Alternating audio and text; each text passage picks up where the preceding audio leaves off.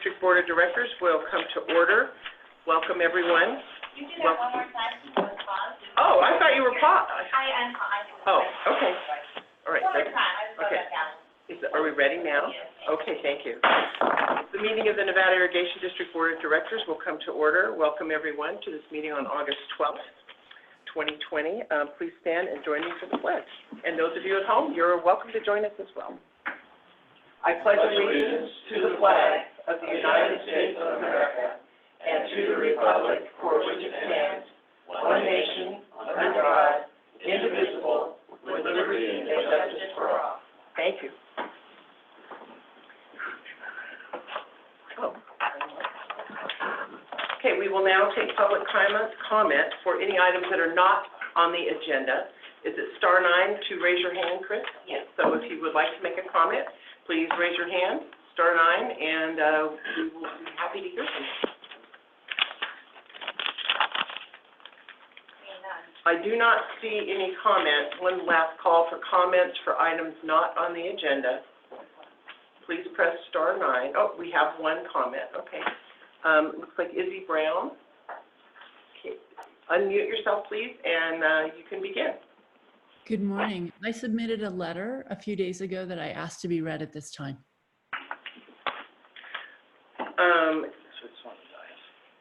Yeah. Yeah, go ahead. We had responded, Ms. Brown was responded to and said that this letter has been given to all the board members. Right, we all received it, Yeah. and so there's not any need to read it. She could read it. If she wants to You read want the to letter, read it. she has Yeah, every you are ability to welcome do to so. read it, but we're trying to, staff responded to you, and if you'd like to read it, you are more than welcome. But everybody does have a copy of it. Okay. It will take me a moment to find it on my computer, but sure, Okay. I'd be willing to read it. Thank you.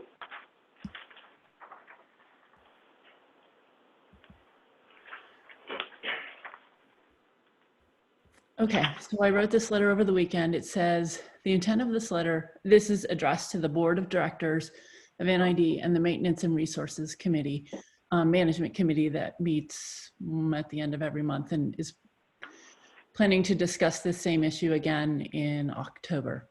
So the intent of this letter is to continue the conversation regarding safety among all early morning users of Scotts Flat Lake. Please read as part of the public comment on items not on the agenda during the 8/12/20 NID Board of Directors meeting. As I understand it, there's been a request for wakeless hours labeled as quiet hours on the Scotts Flat Lake, which endeavors to exclude motorboats until later in the morning. This request appears to be from some of the early morning swimmers and rowers wanting to have undisturbed water. It is my intention to describe how the request is inconsistent with safety guidelines recommended by U.S. Rowing and USA Swimming, the national governing bodies of both of these sports. U.S. Rowing recommends, although does not require, a safety motorboat to be within, quote, hailing distance of all rowers while practicing on the water. Safety or coaches' boats are there to carry personal flotation devices and provide assistance to a rower if a rower hits a log, falls out of the boat, and is unable to get back in, experiences broken equipment, or experiences a medical emergency. As a former college rowing coach, I know firsthand that emergencies happen on the water. Since rowers on Scotts Flat Lake have no coach or safety motorboats on the water, we rely on the kindness of motorboaters in cases of emergency. If motorboats are banned during early mornings, rowers do not have that safety net. See Appendix 1 for U.S. Rowing's practice guidelines. USA Swimming also publishes safety guidelines for open water swim practices. Among other guidelines, swimmers are to launch from a sandy beach whenever possible. They expressly state not slippery boat ramps. Swim in areas without motorized or unmotorized boat traffic. I suspect this is in reference to rowing shells. Swim within designated swimming boundaries. Quote, distances can be achieved by rounding buoys multiple times, end quote. Have safety personnel present both on the water, and they describe paddleboarders or kayakers, and on land to ensure quick response time in cases of emergency. Have a communication plan between on-water and on-land safety personnel, and safety personnel should be able to reach a swimmer in no more than 20 seconds. Since many swimmers in Scotts Flat do not seem to have safety personnel present during practices, motorboats are their safety net as well. See Appendix 2 for USA Swimming Open Water Practice Guidelines. Given the safety guidelines by the national governing bodies of both rowers and swimmers, it seems incongruent to me to exclude motorboat use of Scotts Flat Lake at the time of day when rowers and distance swimmers are most active. It is in fact in the rowers and swimmers' best interest to have motorboats present during these early morning practices despite the inconvenience of boat wakes. Further, there is tremendous room for improved safety among the distance swimmers while sharing the lake with motorized and unmotorized boats as per USA Swimming Guidelines. I hope to continue this conversation about safety as changes to rules for the 2021 season progress. Changes to the rules for seasons passes on Scotts Flat Lake during the 2021 season progress. Respectfully, my name. Thank you for your time. Thank you very much. Is there other public comment on items not on the agenda? Seeing none, we'll continue on with our agenda. We'll take the consent agenda. I'm going to pull item 2 per the request of staff, and we will hear some more detail about that. Item 1, approve the minutes of the regular meeting on July 22nd. Do we have a motion or comment about the minutes? Yeah. Do we have a motion of approval? Turn on your mics, please. Oh, got it. Mic. I'll motion to approve. Thank you, Laura. We have a motion to approve and a second from Chris Billwagon. We call the vote, please. Yes, Division 5, Aye. Division 4, Aye. Division 3, Aye. Division 2, Aye. Division 1. Aye. Next, we will look at revisions to Section 9 and elimination of Schedule A of the Rules and Regulations to approve backflow prevention policy. Chip. Yes, good morning, board, staff, and public. I'm Chip Close, Water Operations Manager. I appreciate you pulling this item from the consent agenda. I did find a little bit of a discrepancy in the proposed backflow regulation that we have put before you. I'd like to clean that up openly here at the board session. If I can direct you to the proposed regulations on page 9-7, at the very top of page 9-7. Give you a moment to get there.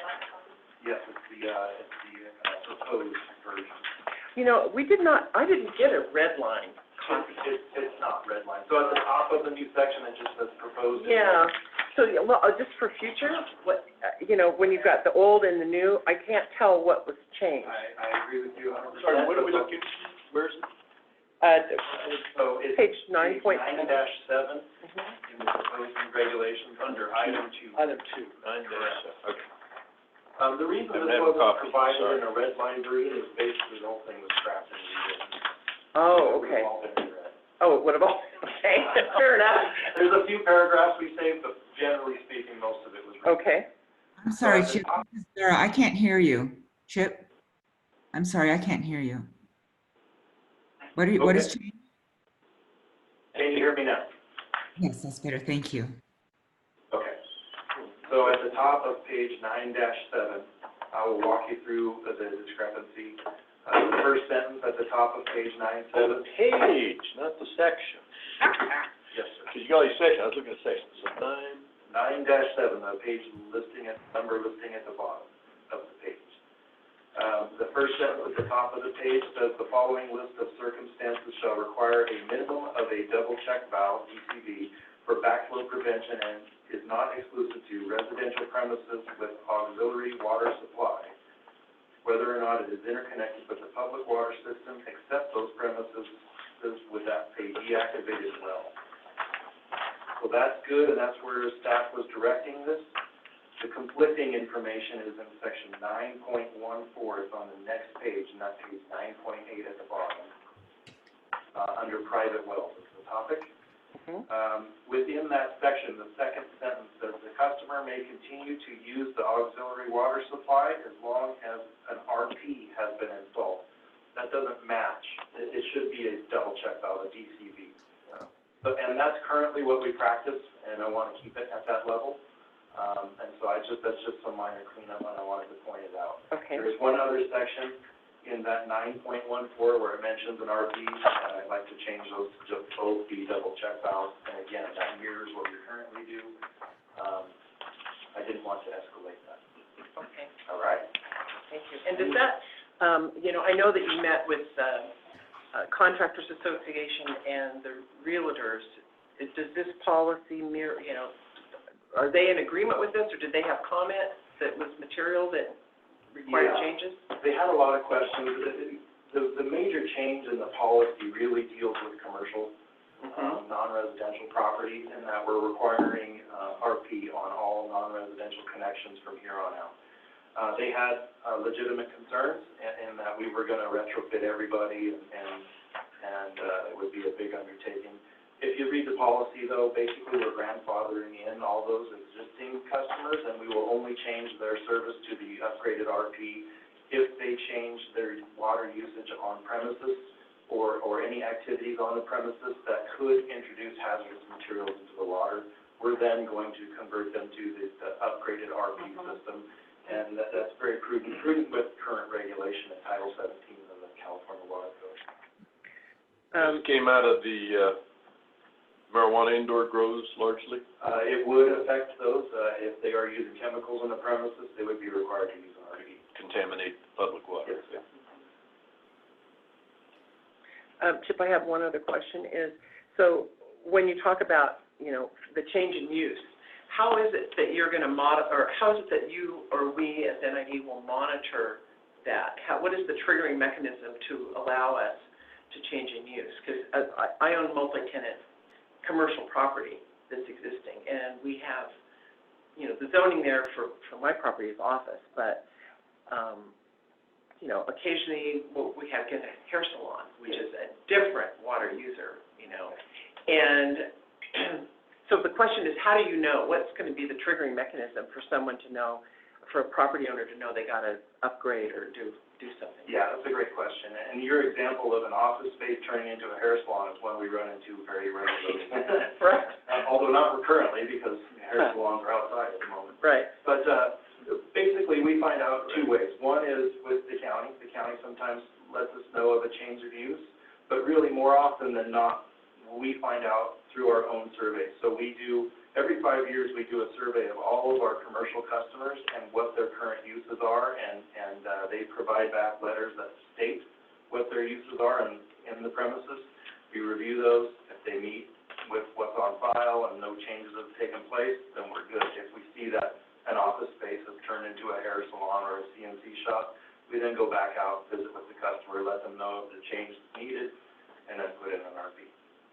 Okay, so a follow-up to that then, but only every 5 years, a lot of times these multi-tenant buildings, these commercial buildings, they turn over far more frequently than every 5 years. And so what I was wondering is, once you get your data system all up and running, would you be able to then tell by water use? So, we have, in my case, we have 5 office users and 1 hair salon. And so there's, the office users have, use X, whatever that is, and then the hair salon uses X times whatever. So I'm curious, if you suddenly saw water usage going up, would that trigger a look-see from you guys? Yeah, at a minimum, it would trigger a leak notification and visit from our conservation crew.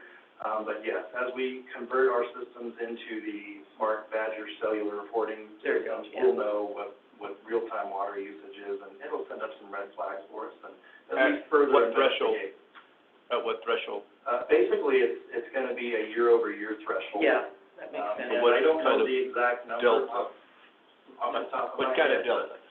Yeah. I mean, is it double use? Well, just randomly, any leak. I mean, people call and say, my bill went up. What triggers it for us since we can see it now? I mean, is it 10% or 20%? So the new system looks at a number of things, one of them being a threshold, and I don't have that number off the top of my head, but the other one that it looks at is continuous use. If it sees continuous use all day, all night, it automatically throws a red flag. Suggests an agriculture or a leak. Yeah, got it. Interesting. Got it. And then there's a separate threshold that talking Well, about. it's total support. Have it piloted and- I just like, as a property owner, I just want to say, with my property owner hat, it's fine. As an NID director, every 5 years probably isn't soon enough, truly. Yeah, and I agree with that statement, which is why we are changing the rules and regs to say any new facility will be RP regardless. Mm-hmm. And then we're protected from then on I think out. that's good. And we didn't want to create too much of a hardship for the existing customers, so we thought this was a happy middle ground to still protect our system, but not put too much onerous on existing customers. Okay, well, thank you. Are there other questions? Nick, no? Laura? Just shaking her. Good? No, okay. No. All right, well, then we can have a motion to accept this policy as amended. So moved. Thank you. We have a motion. Do we have a second? Second? Second by Director Beerwagen. Please, is there any public discussion? Does anybody there want to make a comment on this item? Okay, seeing none, please call the roll. Division 5, Aye. Division 4, Aye. Division 3, Aye. Division 2, Aye. Division 1. Aye. Thank you. Thank you. Thank you, Chip. Okay. Moving on to general orders, we will take probably a lengthy discussion here, the 2020 refunding revenue bond issue. Who will be handling this?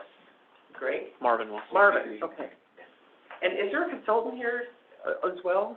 We have a consultant and legal and bond counsel on the line. Okay, great. Thank you. Madam Chair, if I may jump in just briefly, Justin Cooper, legal counsel. I provided the chair a copy of a script. We're actually meeting on this item today as two separate legal entities, the NID Board of Directors, obviously, and then also the NID Joint Powers Authority. So we've prepared a script for you. We will open this item as the NID Board of Directors. Once, assuming you proceed with discussion and potential action on the resolution, we will then adjourn or recess as the NID Board, convene the NID JPA entity board, which you also sit on, and then consider the item as the NID JPA board. So you have the script, Madam Chair, but I just wanted to kind of give you that preview. Thank you. And that helps for those who are present and listening. Laura, you have a question? I do have a question. Can you just briefly explain why it has to be two separate, what the difference is between the NID board and the JPA and why we need to do both, just out of curiosity, please? Me too. It's a necessity for financing, Director Peters, and I would want to defer to bond counsel if we got too deep here, but as an irrigation district, if the irrigation district itself issued bonds, it would require an election. And this is a mechanism to issue bonds in lieu of election by using a financing arm, the JPA. It's very common in the industry. In fact, districts all throughout the state do this, and they've been doing it for decades. So it's to allow for ease of financing. The laws in the state, the market recognizes it as an appropriate distinction. So that's why we do it. Oh, that's really interesting. How long have we had a JPA? Have we had it since the beginning, or when did we get one? 2011, Director Peters. I'm sorry, in 2011? Yes. Okay. Yeah, we created it when we issued the 2011 series bonds, and we followed the same procedure in 2016 as well. So that's why there was an election for the repair project? That's correct. So there was no JPA, so we did an election. An election. And we could still do that today if we felt Yes. compelled? Yes, you could. I like that. If the district itself wanted to be the issuing authority, then we would need to go through the water code process and secure the vote of the electorate. So this is a way to finance in lieu of that. Okay. There are some other legal reasons as well, but that's the chief So there's reason. probably a bunch of state laws that govern this, or? Many. Yes. That's why we have specialty bond counsel. And bond counsel just raised their hand, and They just raised their hand. That's not what we wanted to ask. Yeah, this is Doug Brown. I would just add that the market, the reason that the JPA was formed in 2011, prior to the financial crisis in 2008, there was another technique called certificates of participation that the district could do directly.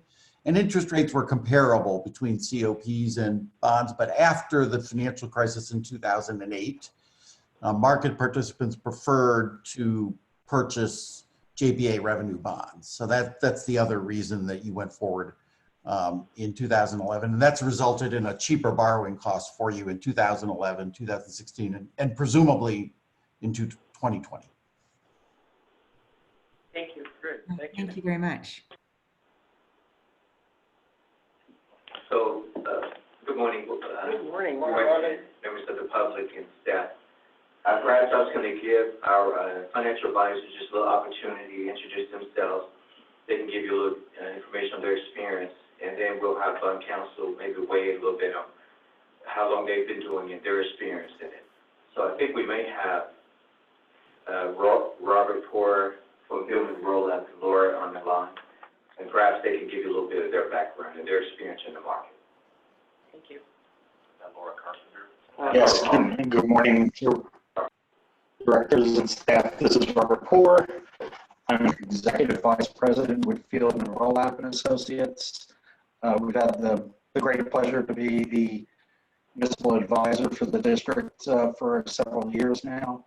I've got almost 35 years of experience in public finance, and I'm the head of the firm's utility practice, so I tend to work solely on special districts, financings in the water and wastewater area. And so I'll just ask my colleague Laura Carpenter to just introduce herself as well, and then we'll get into the presentation. Thank you very much. Good morning, members of the board. My name is Laura Carpenter. I am an assistant vice president at Fieldman Rollman Associates, and I have also been working purely and only in special districts, water and wastewater and hydro utilities for the past 6.5 years. Has been my experience in overall public finance, working with our clients to make sure that their bond needs are met and their capital financing needs are met on an annual basis. So I'm very happy to be here before the board and looking forward to presenting to you on this important item. Thank you.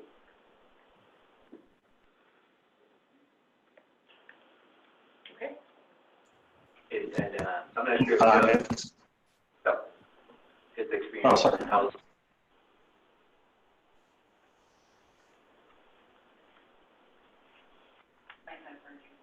Mr. Brown, are you? Oh yeah, I'm sorry. People were talking over each other. Yeah, my name's Doug Brown. I'm a partner with Stradling, Yoka, Carlson, Routh.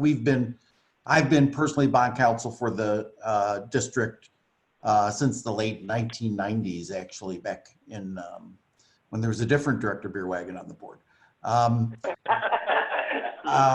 And we're also, my practice is almost exclusively water agencies throughout the state of California. We represent a lot of the other foothill districts that are senior water rights holders. So Merced Irrigation District, Turlock Irrigation District, and the like. So we appreciate the opportunity to work with you all again here in 2020.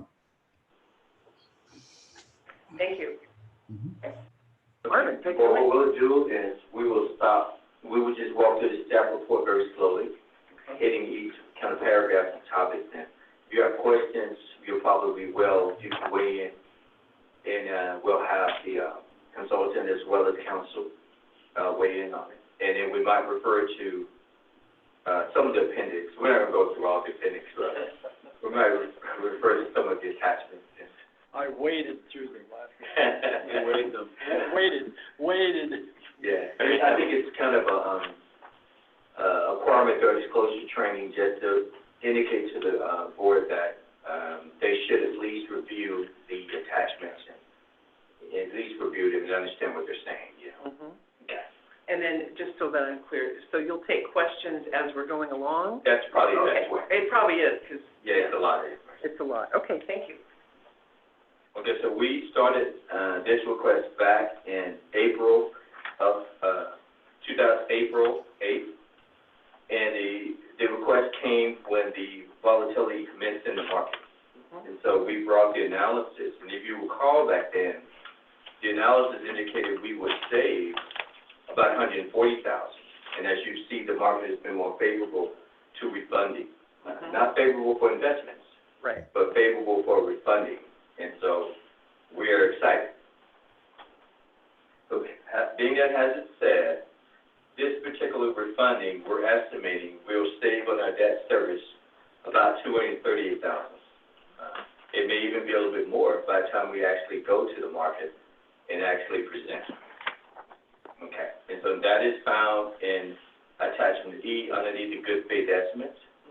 Total savings, present value savings, about $3.5 million over the 15-year period. We have something new, our debt management. This is the requirement for Government Code 8855. This will go in your policy manual. And so this here is underneath attachment D. If you flip over real quick, we're not going to read every page, but the main items that the statute is requiring is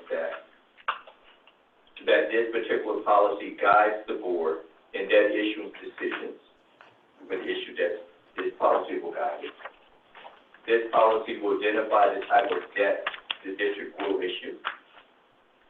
It'll identify the purpose for which the proceeds are to be used. It'll ensure that the proceeds are used in accordance with their issuance, and then appropriate internal controls are in place. And then it'll also protect the district's bond rating. So I have a question, Marvin. If I understand this correctly, this is a new policy that we have to adopt to do this? Yes, this is correct. We must adopt it. It will not stop the issuance, but we would just not be in compliance with the government code. Marvin, I have a question about on the policy specifically. I note that it says that the district shall use debt for financing, refunding, or advance refunding for specific capital projects identified in the statement. No debt proceeds shall be issued to finance operations. So the question I have is, does specific capital projects, is that a definition that expands to include, maintenance, repair? Like, for instance, Scott's Flat Dam, for instance, that if we have to do a major repair, are we saying that bonds cannot be issued for that kind of activity? This has to be new capital projects? Is that what this is saying? No. This is just saying that we won't issue bonds to fund normal operations. We won't, we go, well, we're a little short on cash for next year. We won't issue bonds just to fund normal operations. We will only issue bonds to fund capital projects. We can't pay the citizens to do the route. This is a proposal. The board can obviously say, well, Marvin, I want to be able to use debt to fund working capital. This is me proposing to you. Probably not wise, but That's why to add on to that, so do we need to expand this definition from, specific capital projects? Because when I hear that, I think of new projects like, Rollins 2 Powerhouse or whatever.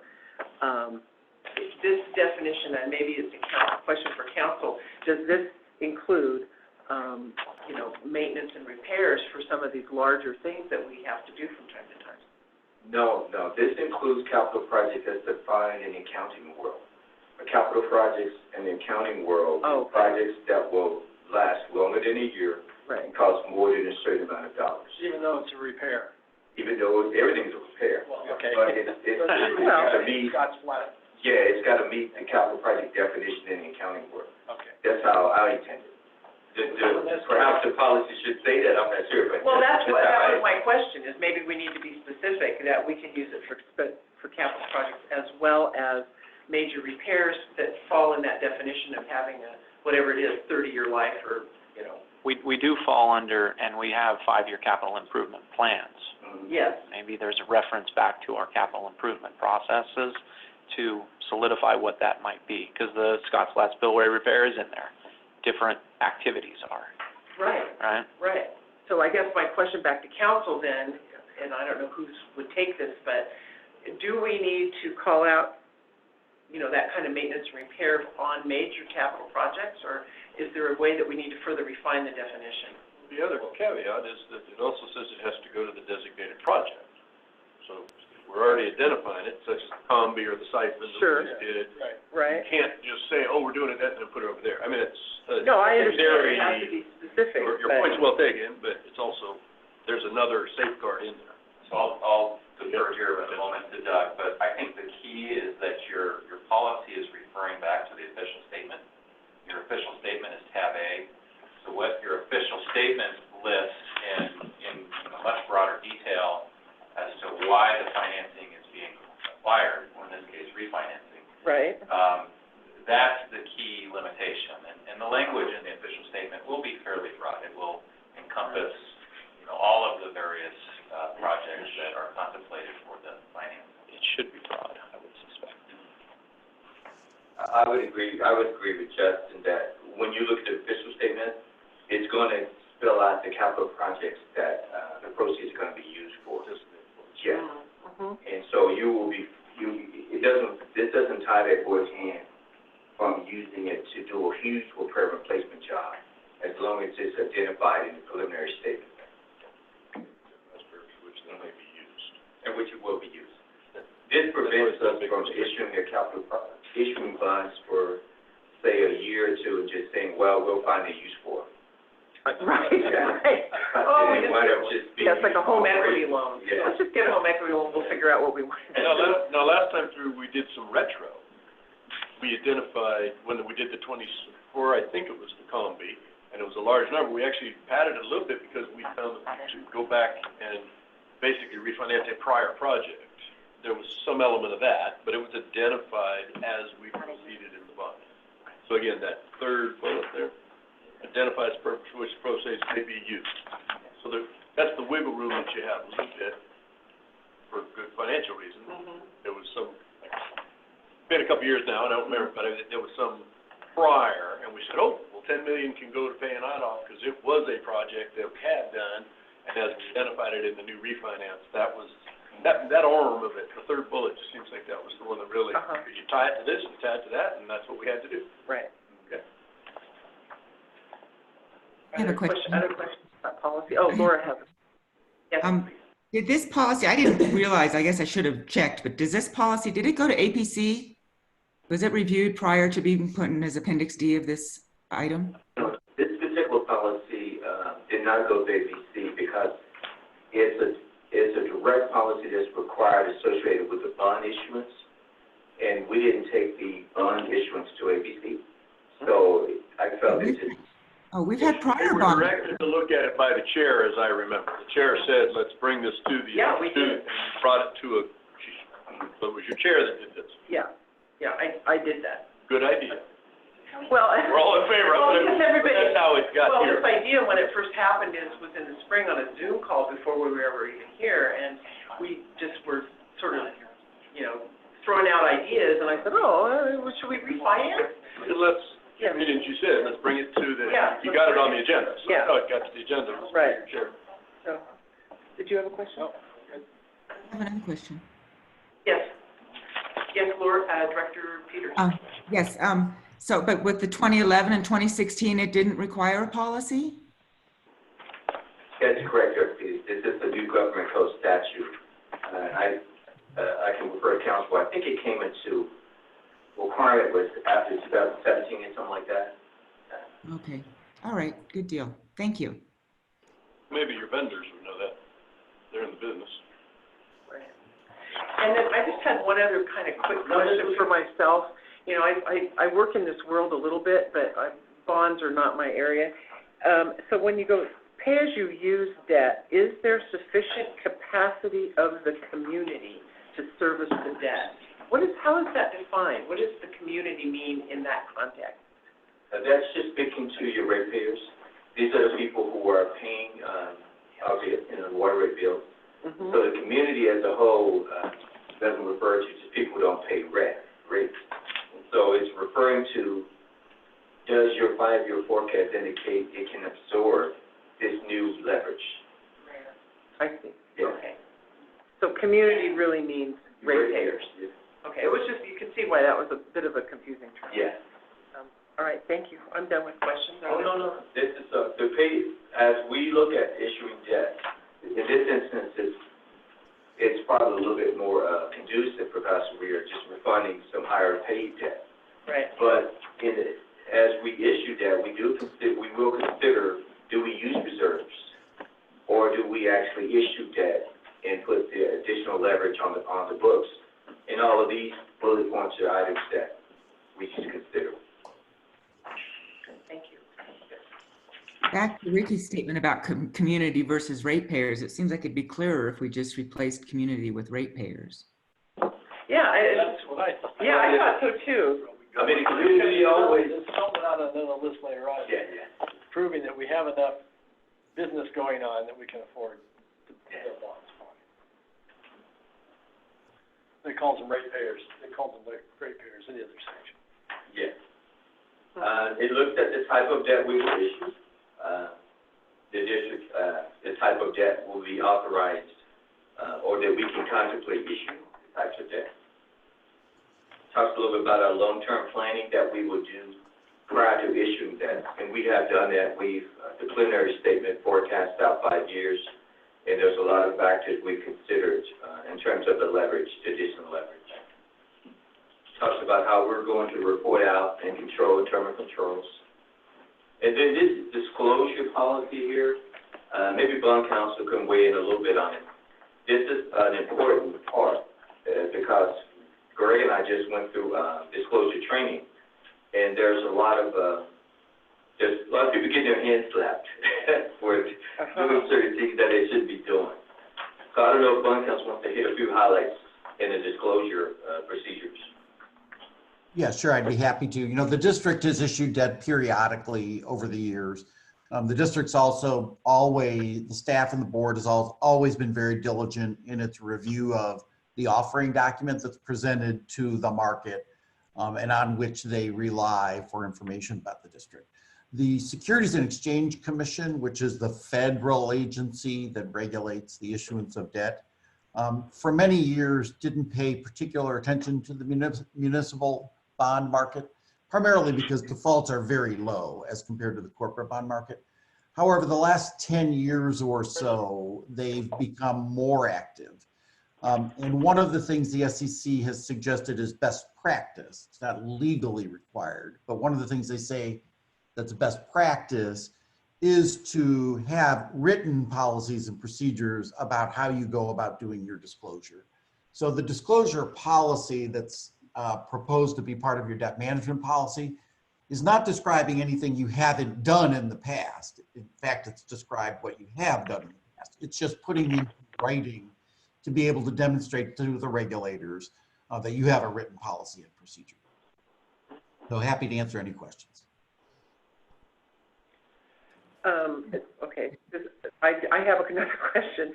So going back, I guess, another paragraph, when we talked about interest earnings, are there limitations on what we do with the interest from the bonds? Okay. Interest Can you tell me, earnings. like, Interest earnings on bond proceeds are bond proceeds, so they have to be spent the same way the bonds were used. okay, I thought probably, but I just didn't know. And then there's also the tax arbitrage rule. Robert and them, they can weigh in on a little bit about that regarding the proceeds that are kind of setting aside and haven't been used yet. How much interest you can earn on those relative to how much is relative to the debt that's being serviced. And so in other words, like the law prevents you, because we're not in a market of capitalizing on interest earnings. So the law prevents us from earning so much more than we would pay in debt. So it's the arbitrage rule. I think, Robert, isn't that right, Robert? It's like the arbitrage rule? Yes, that's correct, Marvin. So as part of all the financial metrics that we calculate, we also calculate what's the arbitrage yield on a specific bond issue, as long as it's tax exempt. And so the IRS basically has a cap on the amount of earnings you can earn on tax exempt proceeds. So if, for example, your arbitrage yield was 2% on a specific bond issue, and you invested those dollars at 2.5%, you would be responsible for rebating the difference of 0.5% in earnings to the IRS on a 5-year basis. It would be treated like Yes, interest. yes. And it would prevent us from earning income on the bonds over and above what we were going to pay interest on for using the money.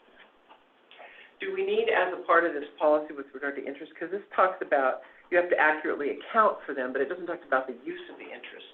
And do we need to add, this is a question for council, do we need to add a sentence that says, "and interest earnings shall be used in furtherance of the original, purpose for which the bonds were sold"? Well, actually, that is dealt with in the bond documents themselves. So, Okay. for example, the construction fund provision would say interest on monies in the construction fund remain in the construction fund. Okay, thank you. And it's in the, when you look underneath 3050.5, and you look down underneath rebate policy, Yeah. that's all within that language. That's the meaning of it. Well, I read that, but, that's where my question came from. And I didn't really see what the limitations were on use. So it's okay. I'm hearing from council that this is handled in other portions, so that's fine. Thank you. I have one So more that's question. the debt policy. Another question. Oh, we have a question from Director Peters? Yes, where did this language for this policy come from? Council, in conjunction with staff, drafted the language. Let's hear from Doug Brown, please. Yeah, this language was originally suggested by our firm. We do these policies for many, many districts, and then it was customized in conversations between ourselves and your staff and your general counsel. I see. 'Cause it wasn't readily apparent to me that this is a brand new policy, and so I didn't pay as close of attention to it as I probably would have otherwise. So, There was a lot here. there's a lot here, yeah. So this, okay. Well, thank you. Thank you. It's a living document, so as we move forward, we can. Yeah, that's correct. And presumably the debt management policy and the disclosure policy will both change over time. So, Okay. All right. Thank you. Thank you. Okay, please continue then, Marvin. Okay, so now we're looking at just the revenue bonds themselves, the 2028 bonds. These will be in denominations of $5,000. Our earliest call date is 2029 for these particular bonds.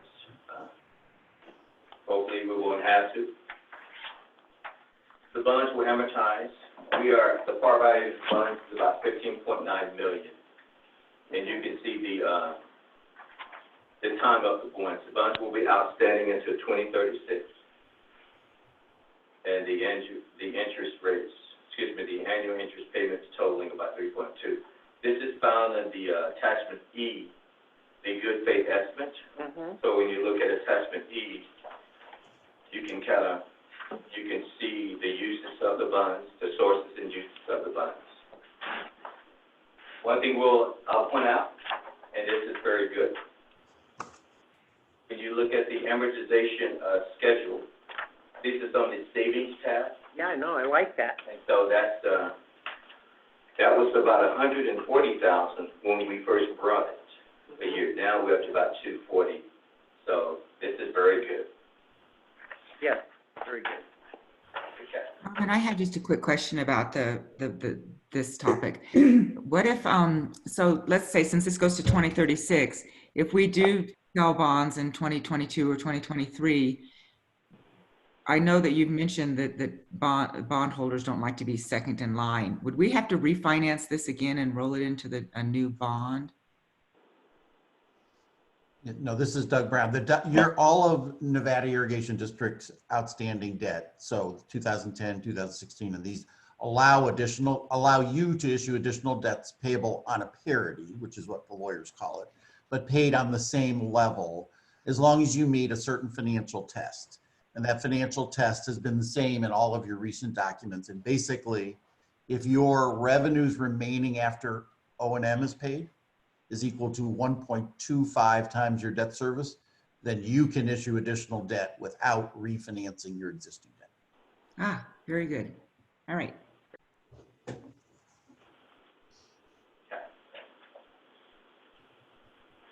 So those are our 2020 revenue bonds. It's like council just mentioned, the water rate covenant.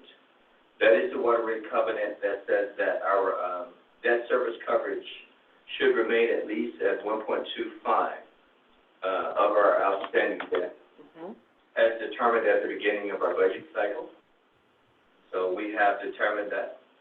In the preliminary official statement, our debt service coverage stays way above that requirement. The 2.75 is just that it comes down because around 2024, we will have to re-spend the Chicago Park Powerhouse, and we will issue more debt then as well. So that is the 5-year projection that is saying that, you know, we'll re-spend the powerhouse, and then we'll issue additional debt in 2024 to do that. And that's surrounding the FERC license as well. I have a question about this covenant. How is it monitored? Do you have to report in? Is there a reporting mechanism that you report to a bond? I mean, who do we report to? I assume that we do, and is it once a year? What is it? That's a good question. That's a good question. Our debt service coverage ratio is audited annually by our and within the CAPR.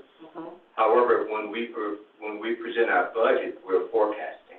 Right. So there's no requirement that we file our budget with the rating agency. However, there is a requirement that we file the CAPR. So if the CAPRs essentially come in and they're showing that you didn't meet that debt service coverage ratio, then it would be an alarm to the bondholders. I think, Bond Counsel, that is a qualifying event. If we fall below that 125, I think it is. Well, the way the covenant works, as Marvin indicated, is you have to test it at the beginning of the fiscal year when you set your budget. And you're not permitted, as a legal matter, to have a budget that's not showing 125 coverage. If you get to the end of the year, and let's say your coverage was only 1.23, it's not an event of default. You don't get sued, but you do have an obligation for the following fiscal year to increase rates and charges or reduce expenses so that you come back into compliance the following fiscal year. So it's like a right to cure kind of, and do we have a period of time that, like if we, in your example, if we fell to 1.23, what is the period of time that they would allow us to cure that? Well, I guess the answer is two-part. One, you have an obligation the next fiscal year to come back into compliance. The next fiscal year, okay. Yeah, correct. And take action. No. Okay. 12 months. All right. So that's the rate covenant, the water rate covenant. Are there questions that Laura has? Director Peters has a question. On our policy, I know that in the 3050.2, it mentions this is as you for pay as you go cash, but that all of the current reserves meet our reserve policy. Well, our reserve policy is suspended right now because our current reserves are not meeting the threshold of what our current reserve policies are. And does this policy imply either directly or indirectly that in addition to having a 1.25 debt service ratio, we would also have to have our reserves funded, fully funded, according to our reserve policy? Yeah, you don't, it's not a legal requirement under your borrowing documents that they be fully funded. In the official statement that's being given to the rating agencies and others, you report on the status of your reserves, but that's just informational. As I said, it's not a requirement that they be fully funded as a legal matter. But can we set that in a policy, or is that something prudent to put in a policy? It seems like we would want before we issue debt and go into debt, we're solid in our reserves. Is that something other districts do? Is that normal procedure? No, I don't think so, because one of the functions of reserves is to be available in case of an emergency and the like, right? So there's no reserve policies generally don't require the reserves to be at certain levels at all times. So if you did that in your policy, you might prevent yourself from borrowing, even though you're otherwise very creditworthy. And I think, Dorothy, the policy, these questions are just simply questions that the board will entertain, contemplating the issuance of that. They're not making any statement. They're just questions that you will entertain as while you're looking at issuing that. Okay. Okay, thanks. So the official statement, that's required under federal securities laws, the official statement itself, council can give you a little kind of information regarding what we're actually saying, the warranties we're saying in the official statement. There's some things that the district is saying to the public in the official statement. Right. Obviously, the district is going to do prudent management. The official statement looks at the historical performance of the district 5 years ago. Then it looks at 5 years going forward. These official statements are looked at by investors. They're also looked at by the public in general. So it's good to be consistent with what we're saying in the official statement as for what we're saying when we go to the budget.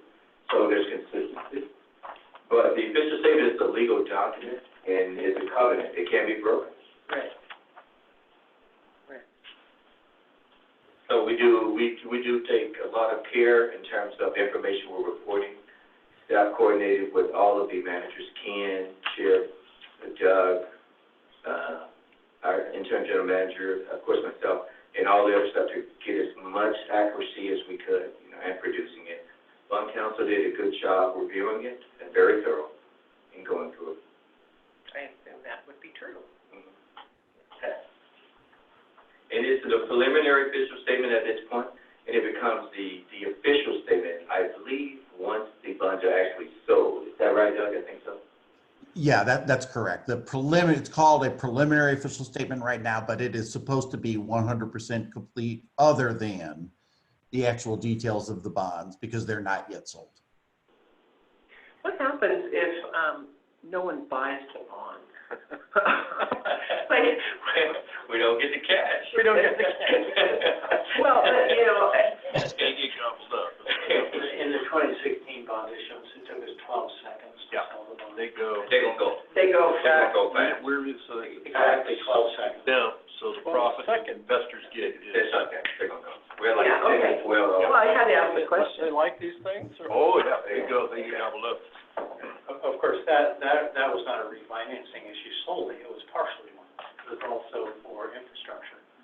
We financed the Combi Phase 1 encasement from that. That was the primary purpose of that bond issuance. But at that time, we also bundled in refinancing of an earlier bond issuance to save money.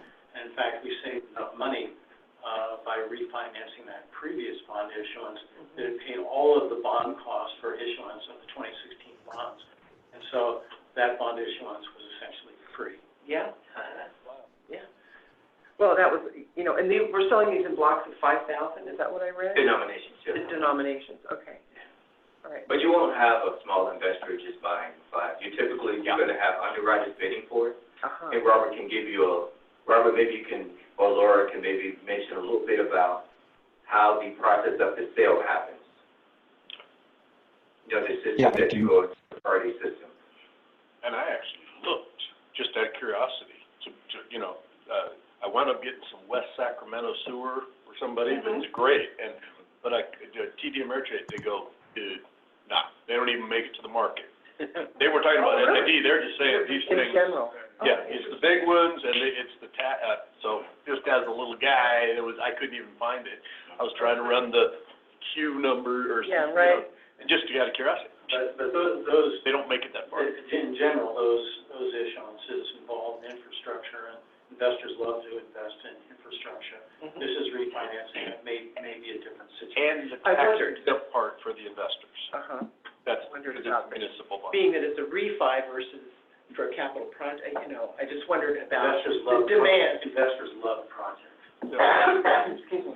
But the municipal bond part, that's why they're saying you can't reinvest it and make money, because Understood, yeah. well, that's why they're so attractive out there. Uh-huh. They come out there, then you find them on the secondary market, which is how I got that West Sacramento.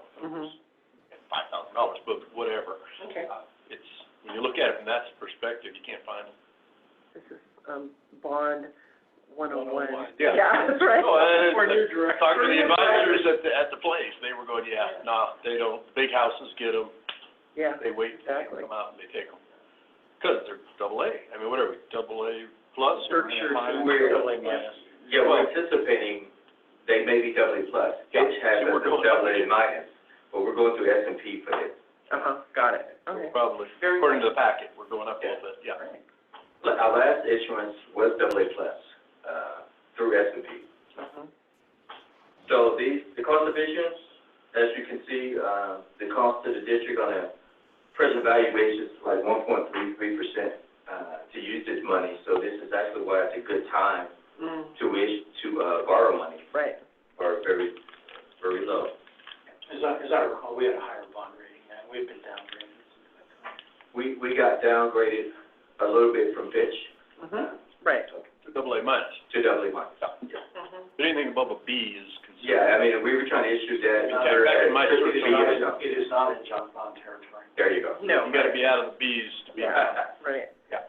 So on the cost of issuance, I don't understand why excluding the underwriter's discount. So there's another $111,000 on our sources and uses that doesn't show up as a cost of this issuance. Yeah, the And I underwriters, didn't understand that. the underwriters take a risk. Say, for instance, the underwriters buy your bonds and they can't sell them themselves. They stuck with servicing your bonds. So it's a risk for the underwriters to buy the bonds. So this is, they have to get a premium, because they're buying the bonds, because. Like paying points? Yes, that's what that is that. So they have because the underwriters aren't going to keep this in their portfolio. Is that right, Robert? Right. You're gonna turn around. Yeah, everybody. Yeah, so they have to make something, because they're taking a risk to buy our block of bonds. Okay.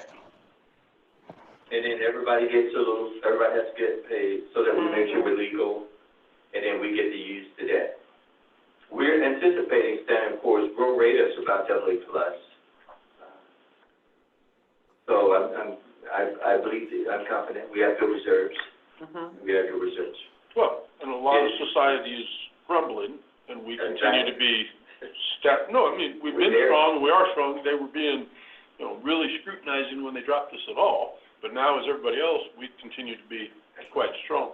We're strong, we're a utility, been here 100 years. Right. That's how they look at their rating. At the whole picture. Not just And so numbers. this is a one-time expense, this $311,000, whatever. Yes. Okay. So it's not like per year No. against our savings. Okay, thank you. And I think a lot of these fees are actually capped in law. Some of them are. They're what? I think some of these fees are capped underneath the SEC rules. In law. Yeah. Oh, capped in law. Yeah. Got it. Okay. Yeah, thank you. I have a question. So, Yes, Roy? Director Peters, go ahead and ask your question, please. Ricky, did you just say it was $311,000 to issue it? The cost of issuance says $200,000. Did I miss something? Well, that was my question, is on the sources and uses, which is in tab, I don't know what tab that is. E. B? E, in tab E, the first page of sources and uses, shows the bond proceeds, the par amount, and so on, and then it says, cost of issuance, $200,000 plus the underwriter's discount. It adds those two together. Yeah, so it's 311, but so I saw these numbers in different places, and they kept saying cost of issuance is 200,000, but then here it adds this 111, so that was the source of my question. And Marvin answered that. Yeah. It's like a point alone. that's what it is, yeah. I mean, it's still a cost of issuance. Right. And the budget says there's no cost associated for 2020, but where's that 200 or 311 or where's that money coming from? If it's not from our budget in this year. Yeah, I wondered that too. That comes out of the proceeds. Oh, just like refinancing your house, it's out of the Yeah. proceeds. Oh, I got it. You don't have to pay them to pay. We don't write a Thank you, check. guys. We're essentially financing the cost over 16. Sure, right. Yeah. Just like you do, Just like you do. refinance your house. Okay. And so we're paying that $200,000 over 20 or 15 years instead of just paying. Yeah, as long as you amortize. Yeah, yes. And it's offset to some degree by the interest rate, by the interest that we receive. And the savings that we're And going to see. the savings that we receive by refinancing. So I see, like Nick was saying, it sounds like we're sort of almost doing this for free, right? I mean, between Not savings. this one, because there's no infrastructure project. No, but I was just saying the savings. The other one was free. But no, the savings that we're getting by refinancing it. That's correct. The savings included. The last bond issuance was basically free for the infrastructure part of it because we refinanced the debt. We saved enough by refinancing that previous debt that it paid for the bond council and it paid Feldman rollout. It was a brilliant scheme, and that in my mind is one of the downsides of this current bond issuance is that we do not have infrastructure rolled into it. But I understand that we're not in a position at this point to add infrastructure to this bond. I totally favor doing this. Yeah. This makes good economic sense. Yeah, it does. But the savings, if you look at the savings in that same tab, is, $245,000 a year. So That's not nothing. right, it's not nothing, but again, this pays for the cost of issuance, which we then pay back. Of course it does. Yeah, okay, that was my point. Just like when you refi, yeah. Yeah, just like, okay, only this is better. But Thank you. if we have projects in the future that we want to fund through bond debt, then we have to go to it for another bond issuance, and then we'll have to pay all the issuance costs all over again. Understood. Yeah. But we're gonna make this back in, in 18 months. 1.5 years. Yeah. Right. Put in a savings account, right? So, but we won't have the option of refinancing debt again for a while because of the call dates. And so this is kind of a one-shot deal. Okay. Thank you. So, want to continue? Are there other questions? One comment. Director Peters has a question. Yeah, Director Wilcox, you said we wouldn't have the option to refinancing any of our existing debt, but if we issue debt in a couple of years, we couldn't, I heard that the 2016, we couldn't refinance right now because it had a term on it before you were allowed to do that. But I think that would be up by the time we're going to issue the next debt, so it wouldn't preclude us. I wouldn't be so sure about that. I'm sorry? I wouldn't be so sure about that. About what? That you're not going to be going out to issue debt again, not until 2029. I suspect. 23, 22 or 23? On the 2016 bond, I'm talking about. We have a professional on the line, maybe we're getting a lot of opinion. Yeah, can we please have our counsel respond?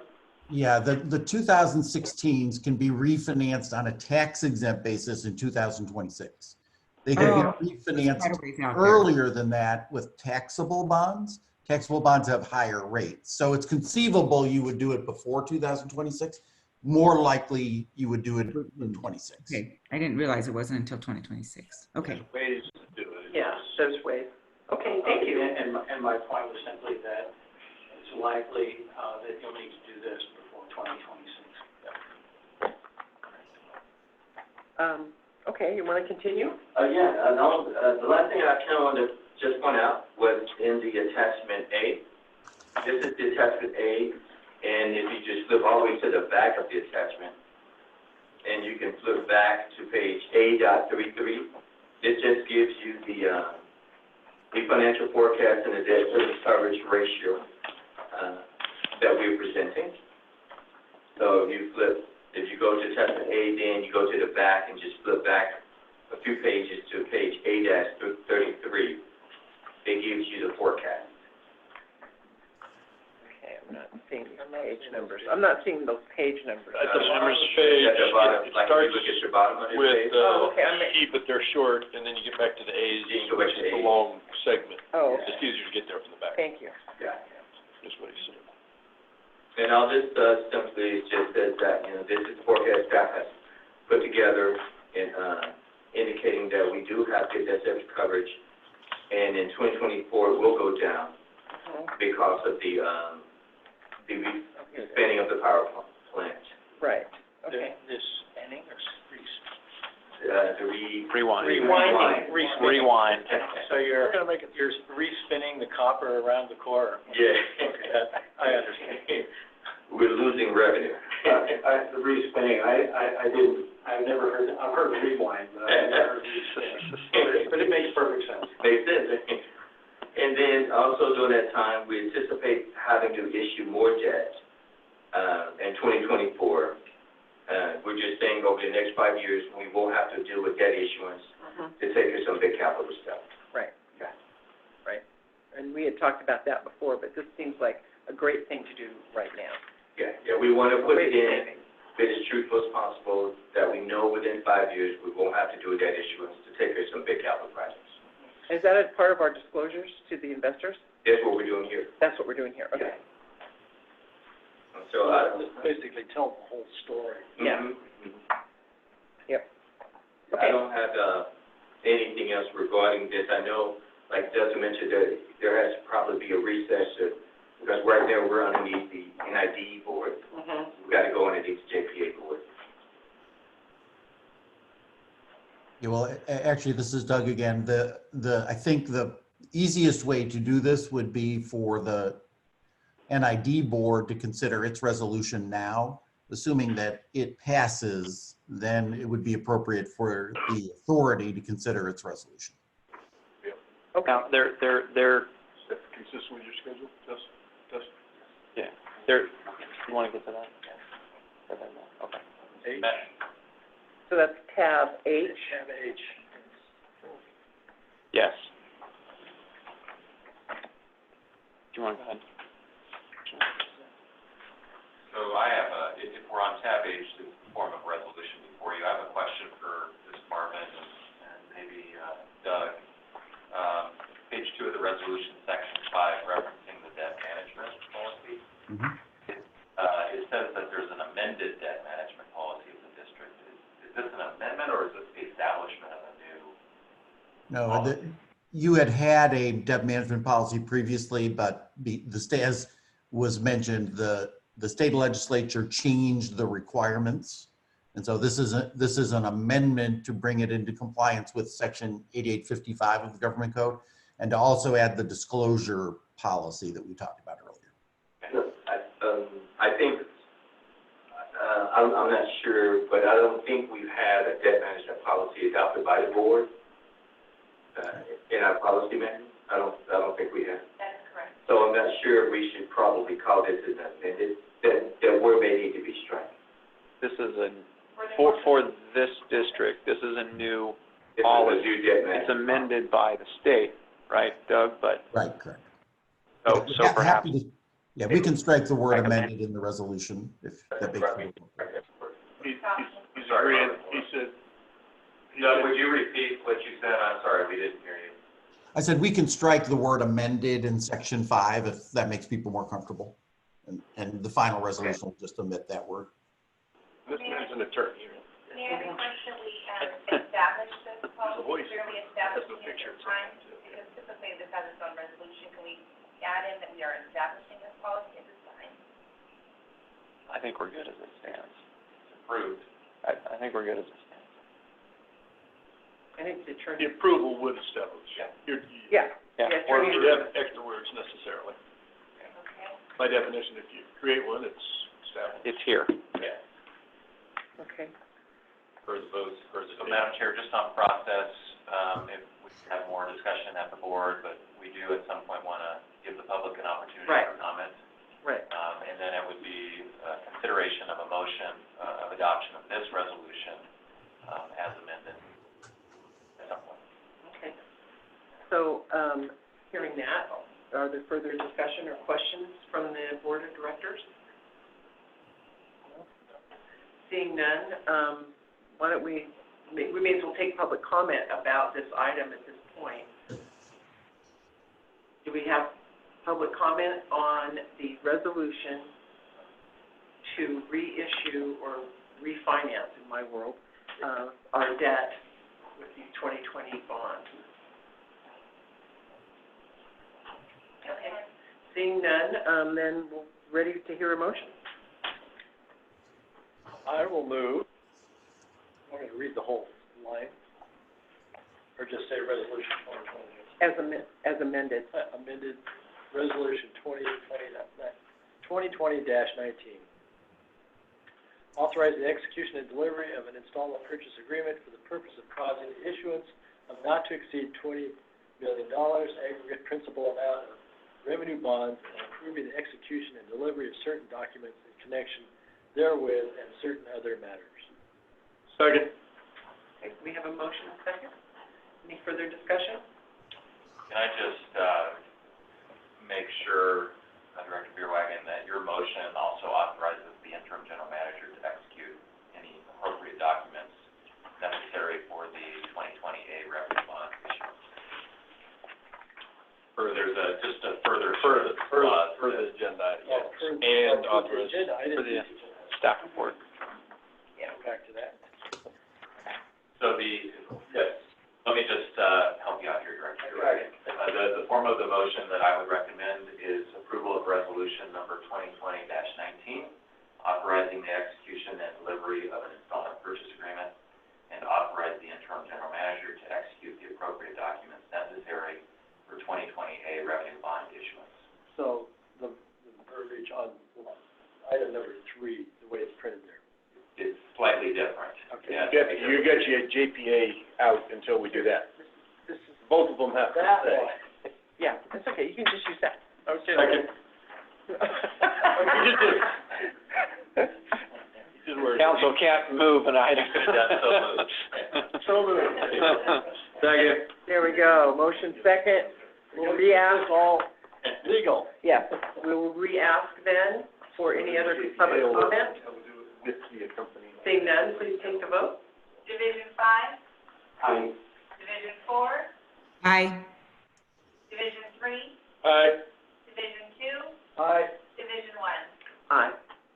Okay, with that, we will recess the NID board meeting and we will convene as the NID Joint Powers Authority meeting in 5 minutes. Then you can do the same thing, starting. Yes, Paid for it. indeed. Are you taking a break? Yes, we are taking a 5-minute break. Thanks, Dawn. Where are you reading? Still in.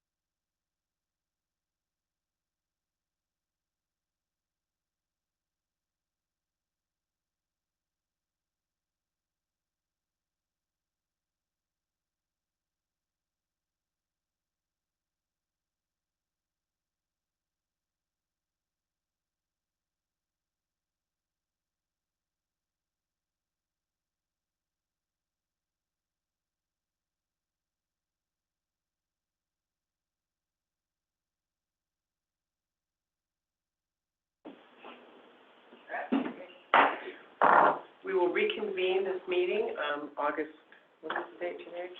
Thank you, 12th. August 12th, 2020, as the Nevada Irrigation District Joint Powers Authority meeting. With that, I will allow for public comment on items within the subject matter jurisdiction of the NID-JPA that do not appear on the agenda. Is there any such comment? Okay, seeing none, then we will take item B, or is it B? I guess it is B. Consider Resolution 2020-20, which is the recommended, Actually, Madam Chair, I'm sorry, there's a typo there. and there On is, your okay, I diet. was struggling with this a little bit, thank you. So on your diet, there is, Chris must have caught this. Since this is the first meeting, in 2020 of the NID-JPA and the first opportunity to consider a resolution, the resolution number is actually 2020-01. Is that correct? Aha, Okay. That's correct. good So- job. Okay, 2020 to consider 2020-01. Now, is there discussion, Marvin, or presentation that's different or help explain what we're doing here?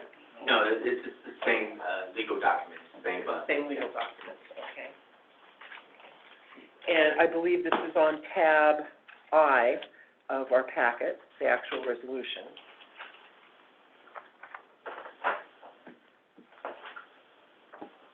And this mirrors, from what my reading, it mirrors the last resolution. It's only, this is just the JPA, is that correct? So I, taking advantage of the foregoing discussion, and all the issues of the same, I would move that the Nevada Irrigation District Joint Powers Authority adopt JPA Resolution 2020-01. Thank you. And And authorize the general And manager. authorize the general manager to execute any documents so required. second. Thank you. We have a motion and a second. May we call for the vote, please? Oh, wait. Oh, we do have, thank you. Oh, Sid Brown. Hi, Sid. Found a typo. Is there a typo, or please give us your comment. Thank you. Sorry, I was a little bit slow on the comment, but I just wanted to say, for your information, the public does not have tabs. This is a 243-page PDF, and it's very difficult to find where in that PDF the actual resolution is. So if you could just be mindful of that in the future. I think I just now found it, been scrolling to be on top of it. So I don't have any problem with your motion. I just wanted you to be aware that when you talk about tabs, that does not help the public find where you're talking. Well, thank you. I had assumed this on I had not looked, but the agenda and the public documents, I thought that they would be organized in such a way that folks could follow. Yeah, I think when we actually post this on the website as a PDF document, we can bookmark the PDF document to correspond to the. I would think so, yeah. We can certainly do that. Okay. But I think that's a great comment. It is a good comment, Yep. Sid. Thank you. Thank you. Yes, is there other public comment about this item? Okay, seeing none, we have a motion and a second. Can you please call the roll? Division 5. Aye. Division 4. Division 3. Aye. Division 2. Aye. Division 1. Aye. Okay, thank you very much. We shall now move to item 4, the net pension liability and OPEB liabilities. Got to close JPA. Oh, I'm sorry, thank you. Okay. Hold on, everybody, I'm getting direction here. We will adjourn the NID Joint Powers Association, Authority, thank you, the Joint Powers Authority meeting, and reconvene the NID Board of Directors meeting. Thank you all very much. Doesn't feel like anything different. No, we didn't change our clothes or anything. We need another break. I know, yeah, I need another break. Okay, with that, we will take up item 4, net pension liability and other post-employment benefit liabilities, and receive an informational presentation on the district's liabilities. Marvin? Okay. You're the guy today. Marvin, this is your day. Yeah, Marvin Day. This is the finance day. So board, we looked at these long-term liabilities back in September 2016, and it was an informational presentation. We will look at both liabilities today. We do have some slides that we will look at very slowly, numbers on it.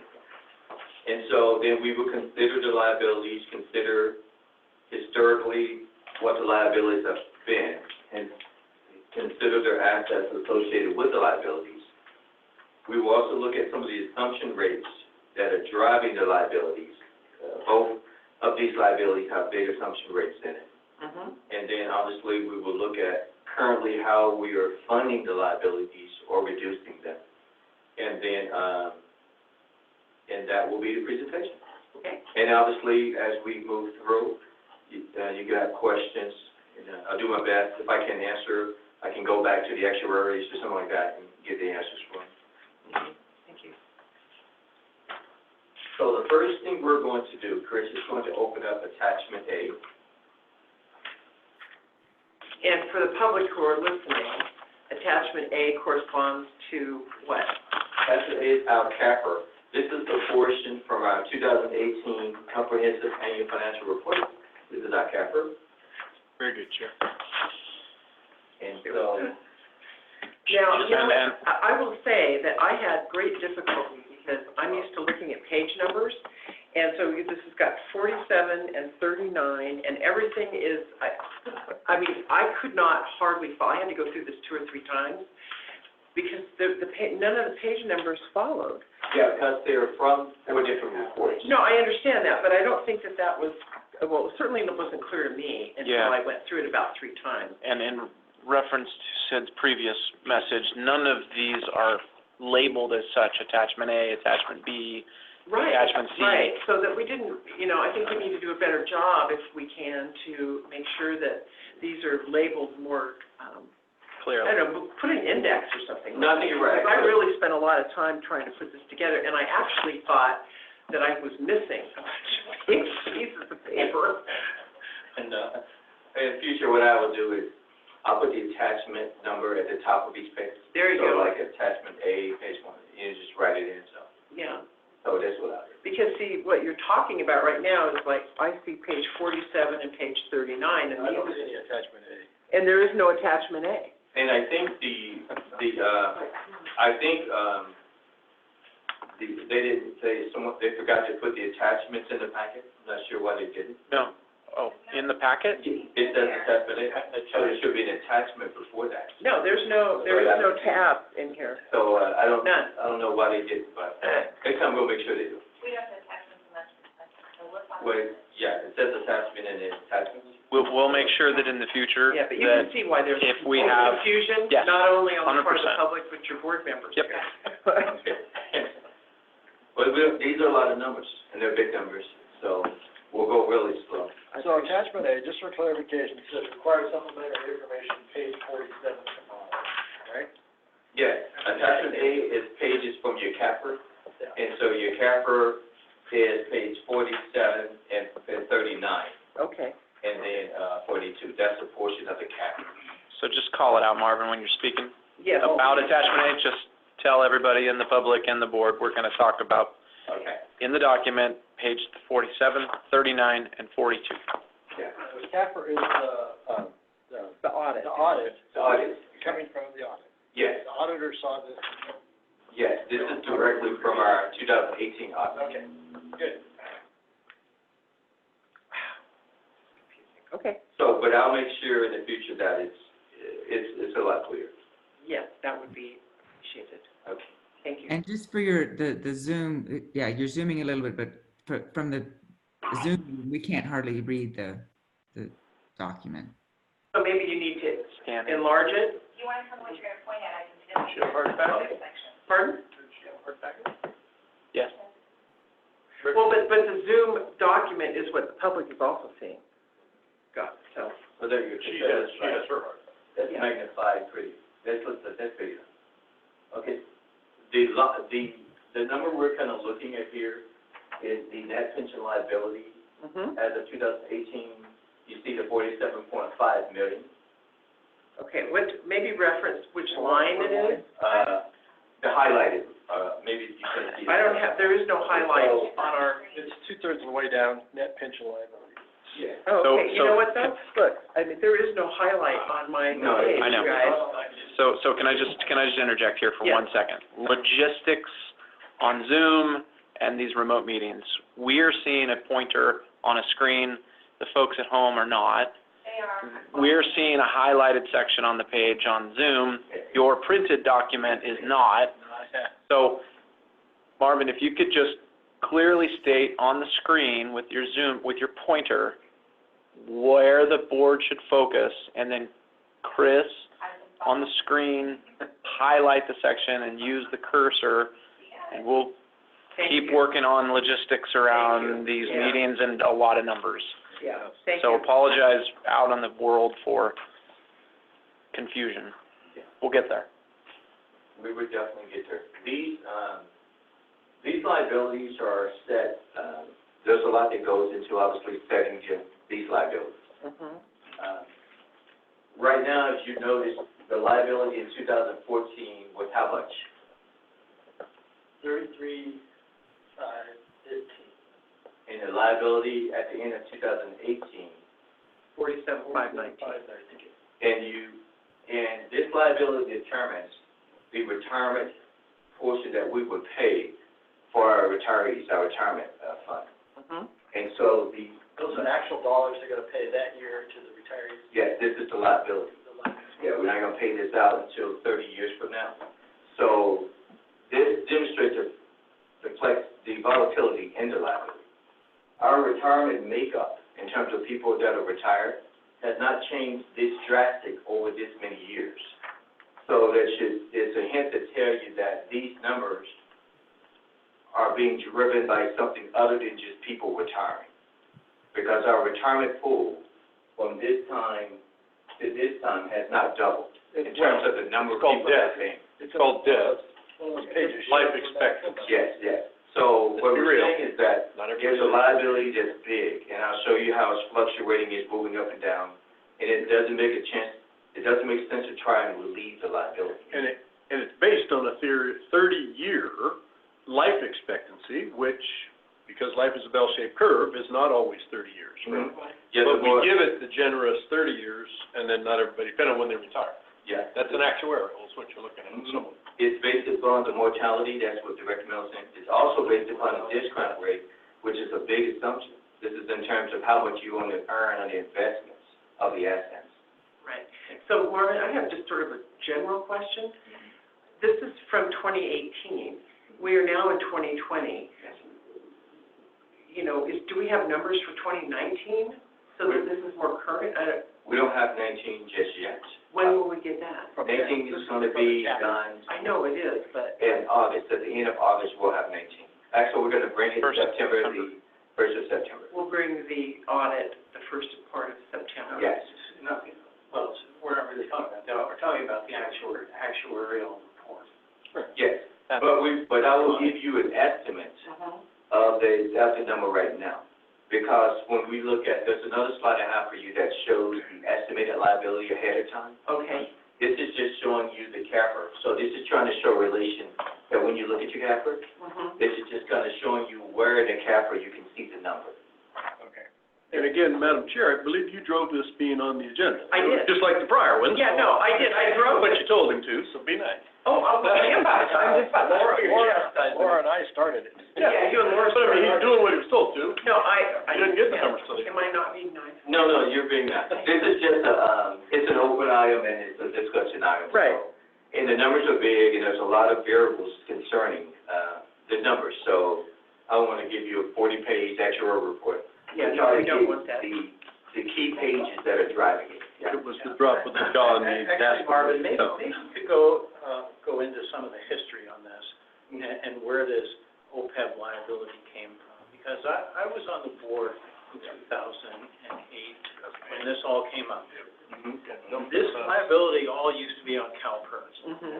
And then they did a little bit of accounting magic and took all of the liability off of their books and put it on our books Last year, right? And no, Multiple years ago. no, this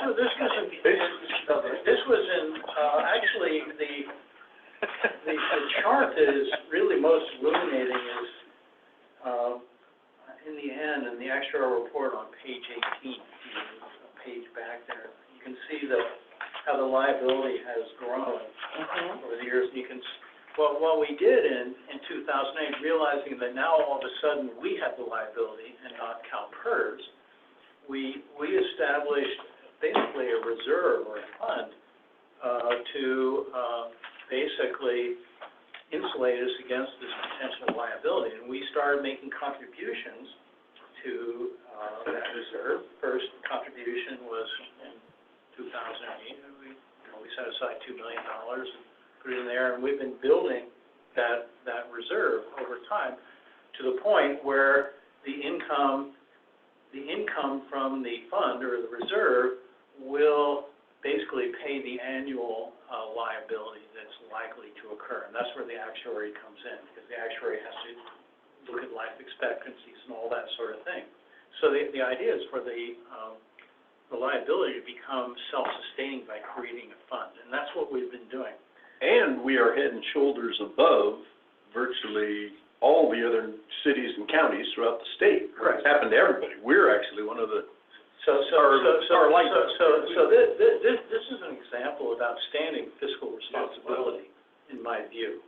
And so if you look at this chart on page 18 of the actuarial report, you can see that the line has been steadily going up. We've been making contributions to the OPEB reserve fund steadily over the years.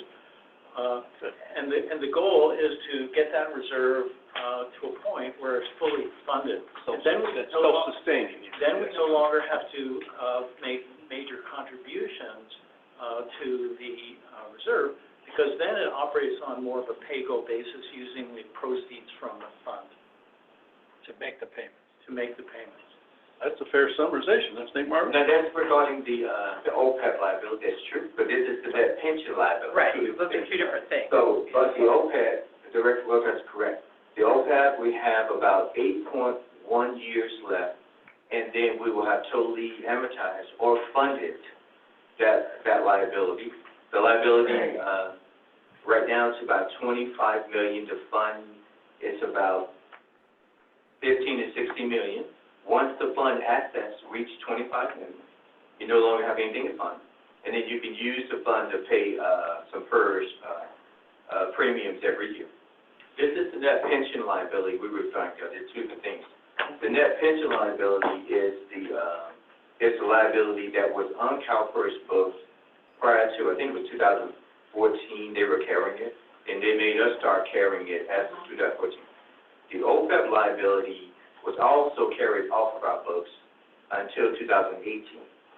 So in 2014, we got the big whammy that came on board, 30-some million. And then in 2008, we had the other guy come on board, about 9. Both of these liabilities are non-cash liabilities, so they don't figure into your reserve policy. So when you see your reserve policy, you say, whoa, Mark, we have these huge liabilities. We only have this much cash. The liabilities don't have to be amortized to comply with your reserve policy. Your reserve policies are cash policy. It's a cash policy. These liabilities are non-cash. This thing could be, we'll have a slide I'll show you pretty soon. This thing could be $60-some million next year. Right. Yeah. And it, by definition, is not drawn as a lump sum. It is paid out by definition. That's why the liquidity is all different than the liability. unless everybody dies in one year. Well, no, they can't, well, then they don't get it no more. They don't get it. That helps us, then they don't get it no more. Yeah. But when they're drawing it on a yearly basis, or monthly, however their checks go. So it's a weird liability, but it's not really because it's amortized. So it doesn't make sense to chase it. In other words, it doesn't make sense to throw more money at this fund, because the liability can be all over the place. Doesn't make any sense. Coronavirus can come in, people could die. I'll show you amortization schedules that you can pay more money Right. to push the liability down, but in my opinion, it doesn't make sense to do that. Because the liability, as you'll see, For the PERS or for the OPEB? neither. For us, Either one. for NID. Because as you'll see, 1% movement in the discount rate can push that liability to 60-some million, 70 million. This is just PERS missing their investment returns by 1%. Fluctuations in the So market. it doesn't make sense to chase the liability. In my mind, it doesn't. Okay, because it's not paid out. We don't actually have cash. That clears up a lot. Well, is it accurate, so I took some notes here, is it accurate, so the 47 million as of 2018, and then the OPEB, which was some other number, 8,757 or something, it was some weird number. Yeah, and so is it accurate to put the two of those together as the total liability that we are? Yeah, they're liabilities. They are liabilities Yeah, in their total. One is PERS and one is When OPEB. it's OPEB, yeah. Right, okay, so that is how I was looking at it. All right, thank you. You're looking at it right. Okay. Okay, but they don't have to be, they're not likely to have to be paid. Yeah, No. they trickle out. They're Money you Okay, Director Beer, you have a question? Back to the question about transferring the liability from them to us, is that, The state. the state allows that, or said you had to do that, or what? No, that was an accounting rule change. And here's the thing, you probably had a lot of people influencing Gatsby board. You know, like Gatsby board, like your board, right? You probably had a lot of people influencing Gatsby board before they adopted that accounting rule change. You know, it was high up, you know. And a dump to the local municipalities. And once this change happens, you're underneath those rules, you gotta comply. I'm just curious where the rule came from, how. Yeah. Applied that. Almighty Sacramento. It was Everybody. beneficial to CalPERS. Yeah. Liability shift. Oh, Laura, did you I have a question? Marvin, you mentioned, and I'm having a real hard time following. I was looking for that page 18. I got real distracted because my PowerPoint skips all kinds of pages. Is that right? The CRBT account update as of April. That's a whole bunch of different. The pages, a bunch are missing. Is that correct? Oh, and then there are two page 18 in this I board couldn't pack. Yeah, I was further confused. But you have enough. I couldn't find it. Here's my question. So Marvin, you said it doesn't do any good to pay it down because it's an ongoing thing. But isn't the amount we owe tied to some index? Like right now it's cheap to borrow money, but in 5 years, interest rates might be 15%. And then all of a sudden it's a lot more. So if you get a variable interest rate, if it's adjustable mortgage rate as an example, correlation, if we owe, maybe it's only 1.5% right now, but in 5 years or 10 years, it could jump up and our 50 million that we owe or whatever it is could become a significantly larger liability than if we just paid it now when it was low interest. Does that make any sense, or is? I understand what you're saying. Yeah, no, I have the same I understand what question. you're saying, but think about it like this. If you say you borrow $30 to $40 million in bonds, or $50 million in bonds, and you borrow it at a low interest rate, right? And you put all of that money into the CalPERS fund. So you got to service those bonds. And what if you put all that money in the CalPERS fund and the investments on that money keeps falling? So you're going to have to keep paying that liability because the investment on your fund is falling. And you're going to have to service the debt you just took out. So in my mind, it doesn't make sense because there's too much volatility in the market now. And then also too, say for instance that inflation went up. Right now, this model is set at a certain level of inflation. They could use like 2% or something like that. Inflation get out of control, so it goes up a little bit. It's going to cause your liability to go up even more.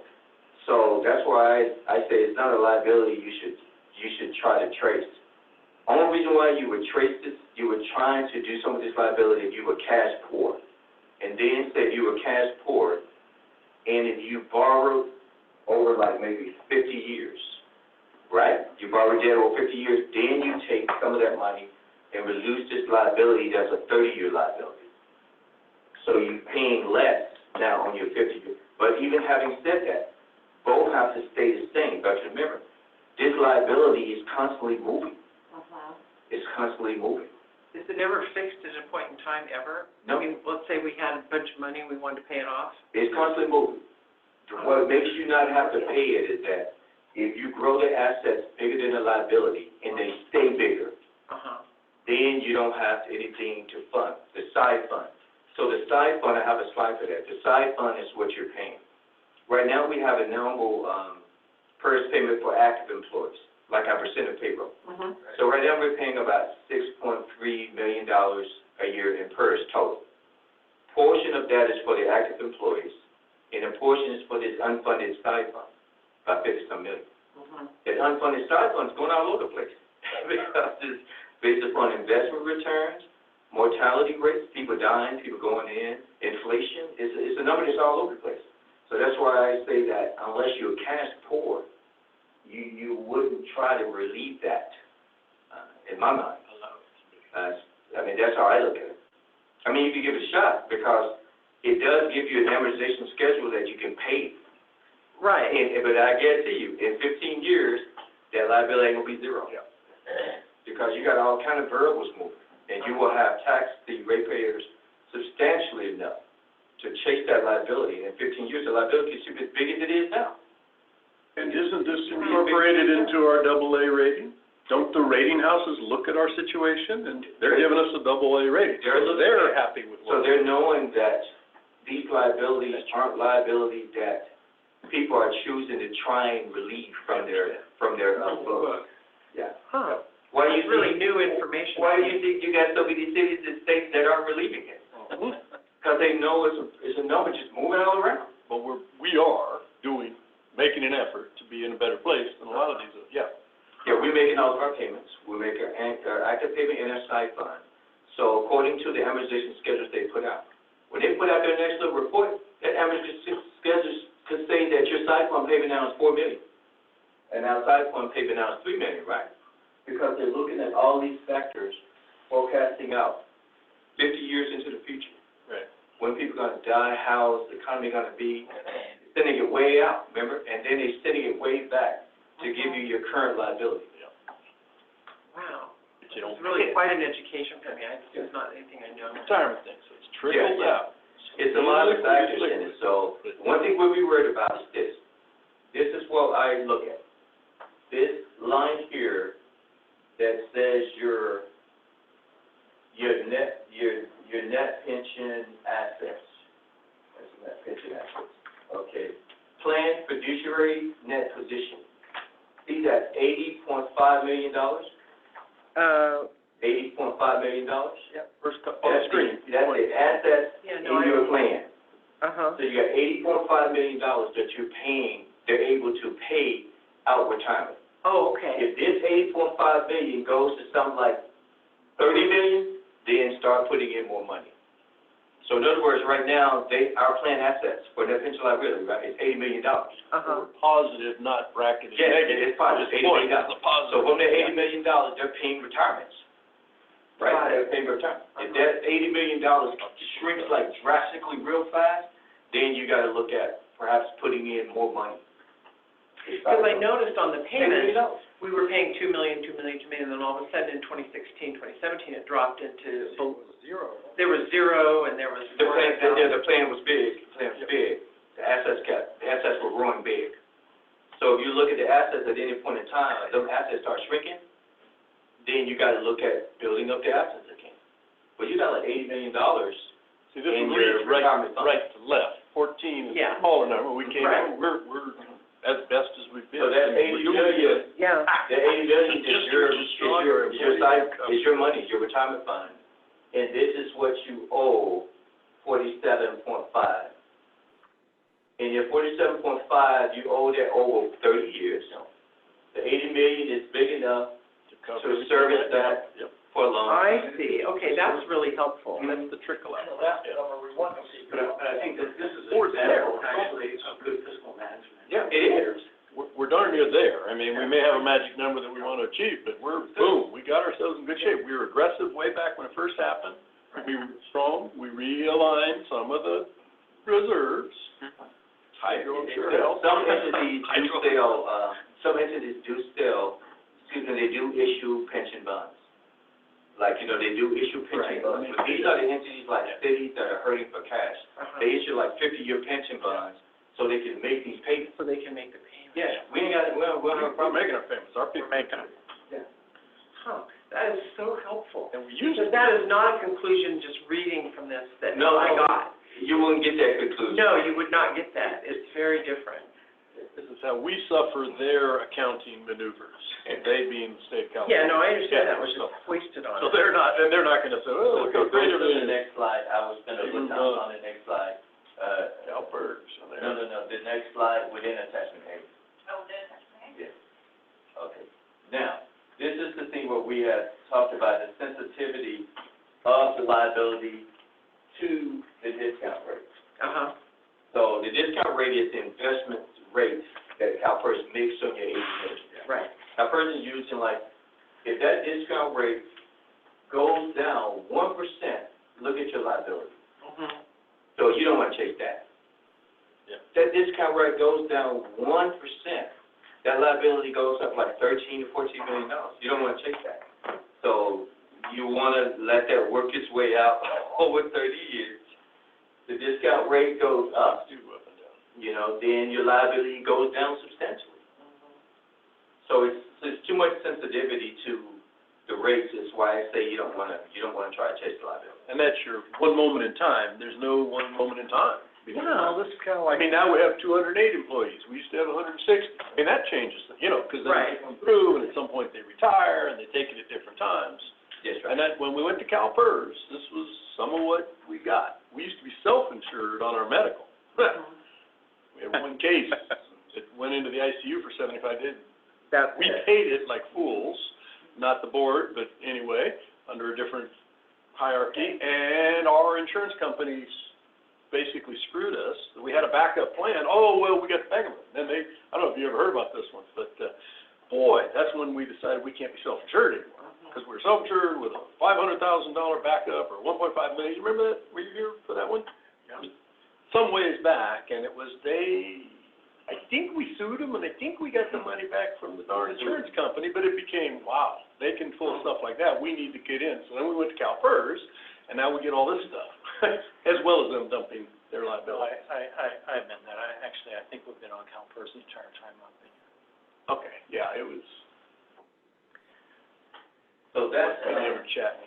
So Marvin, is there like a rule in the accounting world or in the regulations or something that says that we must have a certain, like you had pointed to this number, the net position for the plan fiduciary, if we've got 80 million, is there a rule that says that must be of a certain flow? Oh. I don't know where that came from. Big dog barking. Well, I don't know, but Laura's on mute, so it must come from someone else. Anyway, see, back to my question. Is there a rule or a regulation that says you must have X in your, in your fiduciary to the actual liability. to the actual liability? Is there some rule that we have to follow? No, there's no rule. This is just telling you the funded status of your plan. The funded status. In other words, you've got $80 million in assets, and your total liability is $135 million. And this 80 million actually sits at CalPERS. CalPERS has it right now. Yeah, that's right. I mean, it's not liquid. No, you can't get it. You Yeah. can't, yeah. These are restricted. Checking. It's on their books. Good try. It's in a sense, it's on our books in a sense because we have now the total liability. Right. Which is 51 years. But, so, that's the net pension liability. There's another couple of slides that shows the history of it. So Chris, if you can go to the, yes, right there. Oh, good. This is the OPEB liability. We have a couple of slides for the net pension liability. We'll just look at the history. This is OPEB. So the OPEB liability right now is $8.7 billion. And so, that's right now what we're paying for our OPEB, our retiree health. And I think it's like 2. That right there, I have a slide that shows that liability will be amortized in about 8 years, 8.1 years. And what that means, OPEB is different. We have an irrevocable trust for our OPEB liability. We're building that trust up. So we funded it this year in the budget for about $467,000. Once the assets reach this 25 million level, 24.9, we don't have to send any money to them and we can use that trust to pay our premiums. So essentially, you can reduce the budget by $1 million because you can use your trust to pay your premiums during that time. And so that's the OPEB. Can you go over the, OPEB, other post-employment benefits? Yes. And one of them's medical, and one of them's just retirement, And the OPEB liability also has sensitivity to the discount rate. The OPEB liability has sensitivity to that. And so in this instance, if we received a 1% discount decrease in our investment earnings, the liability itself would go to $12 million.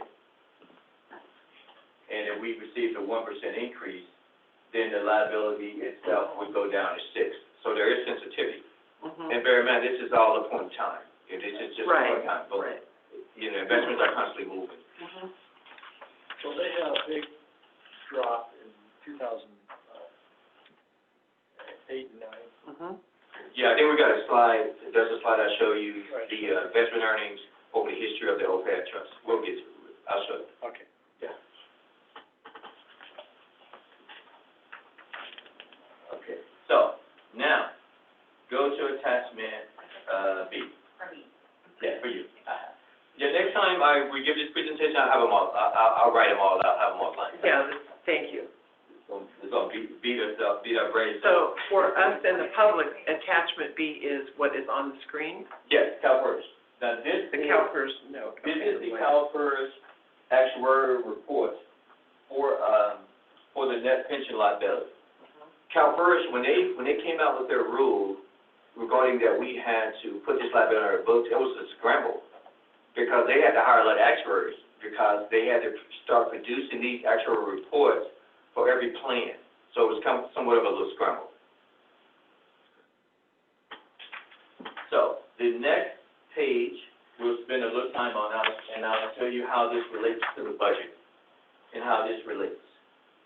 This first part here, your present value. There you go, Chris, thank you. Present value of assets. See that $84.7 million.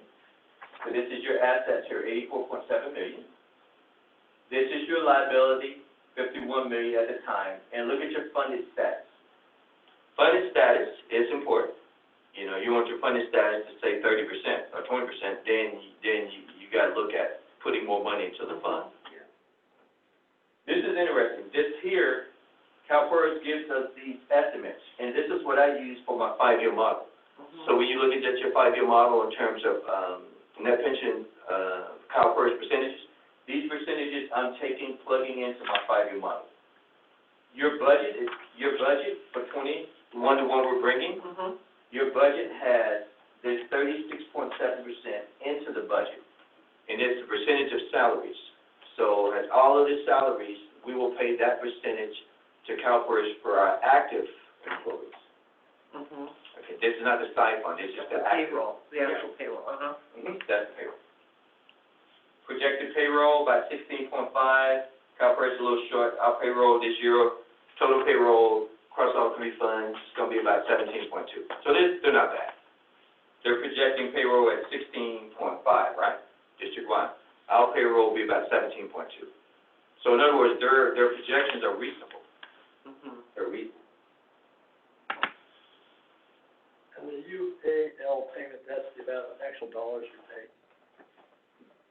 This is the unfunded actual liability payment. Unfunded. Yes. So this is the side payment. Remember I said the side payment that you got to pay to make sure you're amortizing that $51 million? That's the $4 billion. The 4 what? 4.3.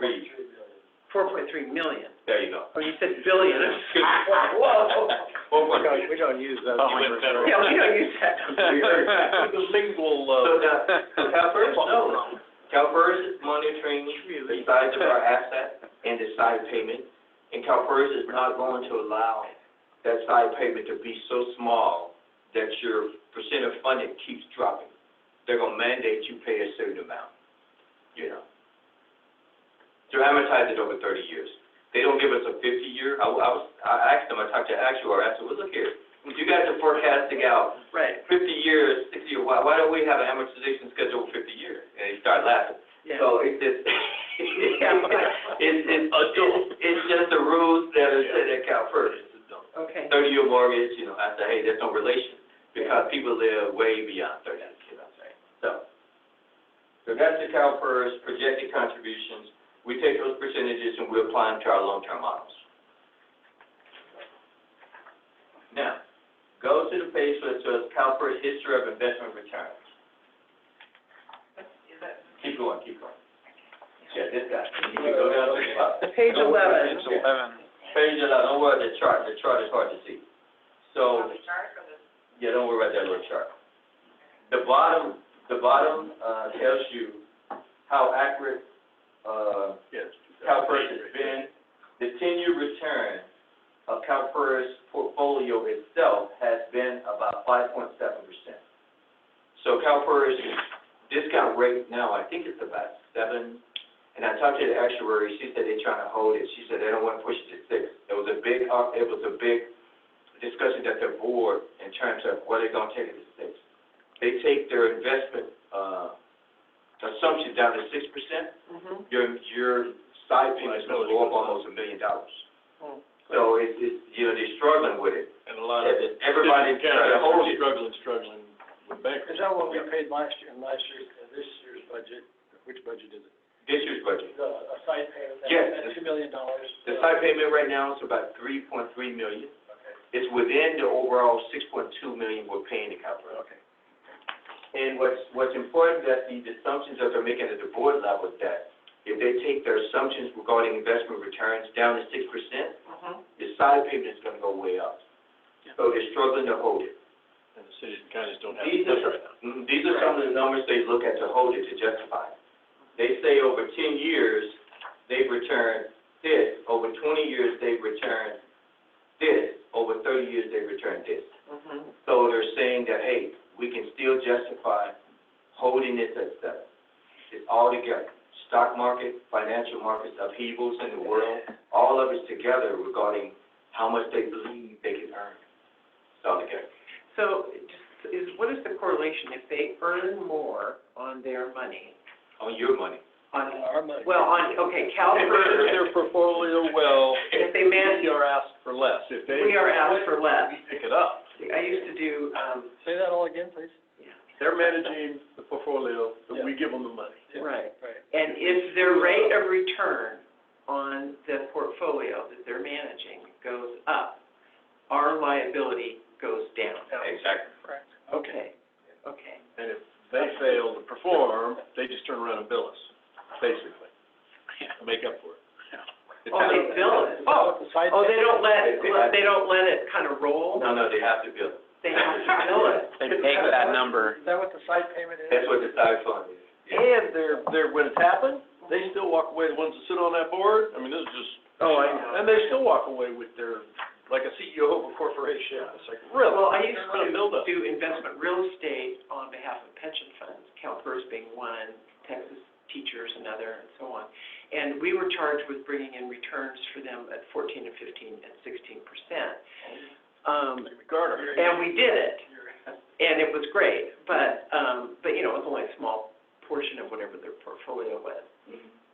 So, I look at these, you know, and it's like, yeah, the whole market is going downward in terms of return on investments, on their ROI.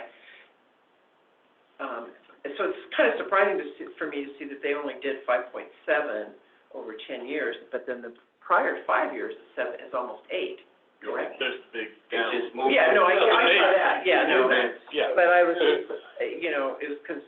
Because remember, CalPERS has to be conservative by nature. It's a retirement fund.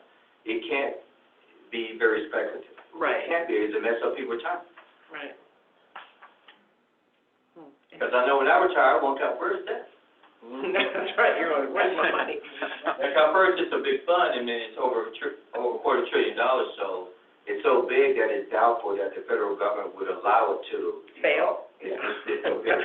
That old term. That old term. I would say doubtful, right? All right. Okay, so are the returns there.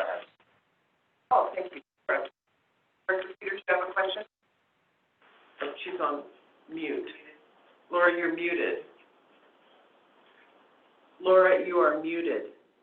Okay, all right, sorry about that. A lot of background There we noise. go. So it shows that on this graph that it shows only 2018, but that it was reported on June 30th of 2019, and then probably again, 2019 is probably on June 20th of 2020. So what was the 2019 rate of investment return? Do we have the 19 number? I think we got a slide, that's showing, 19, let me see if I got a slide for 19.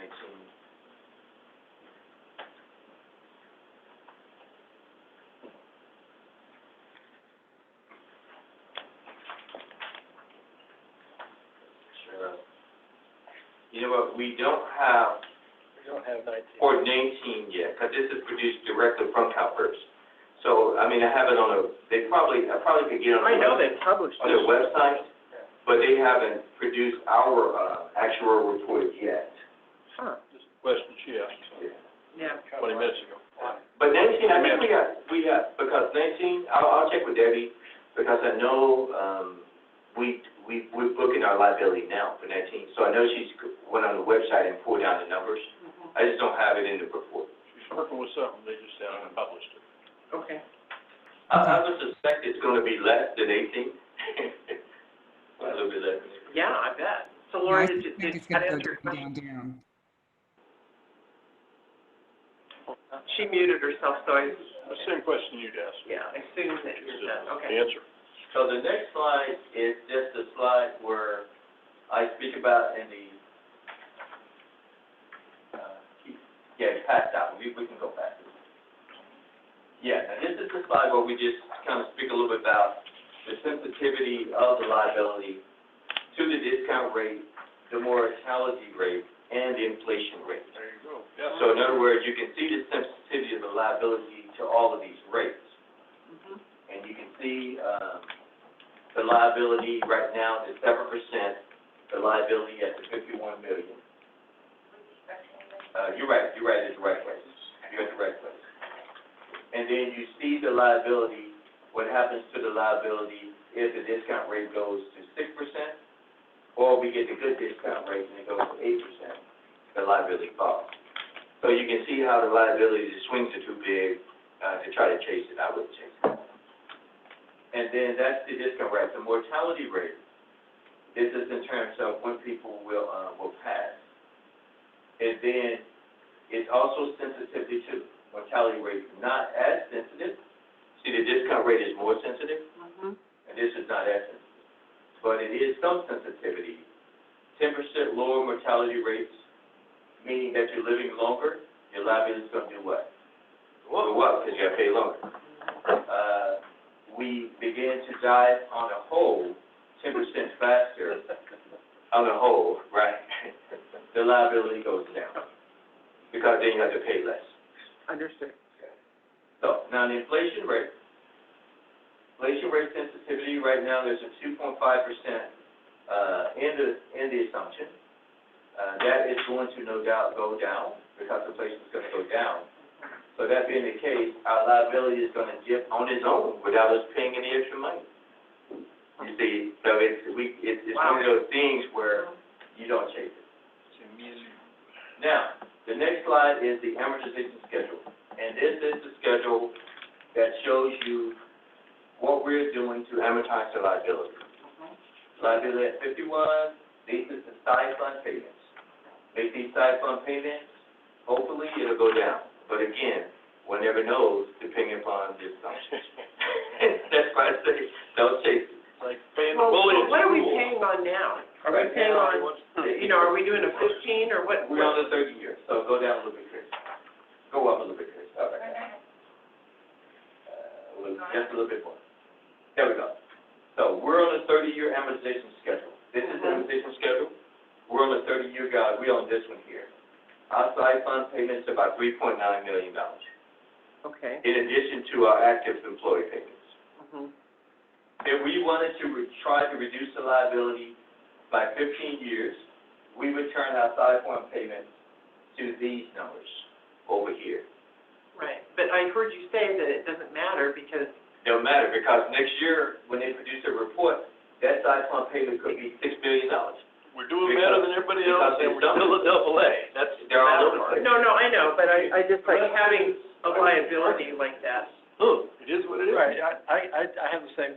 Yeah, it's just a That's gut So reaction. we need to be paying it down, right? Because Right. it's a big bill. Yeah, I say, I wouldn't recommend it. Because you can't be guaranteed that it's gonna come down.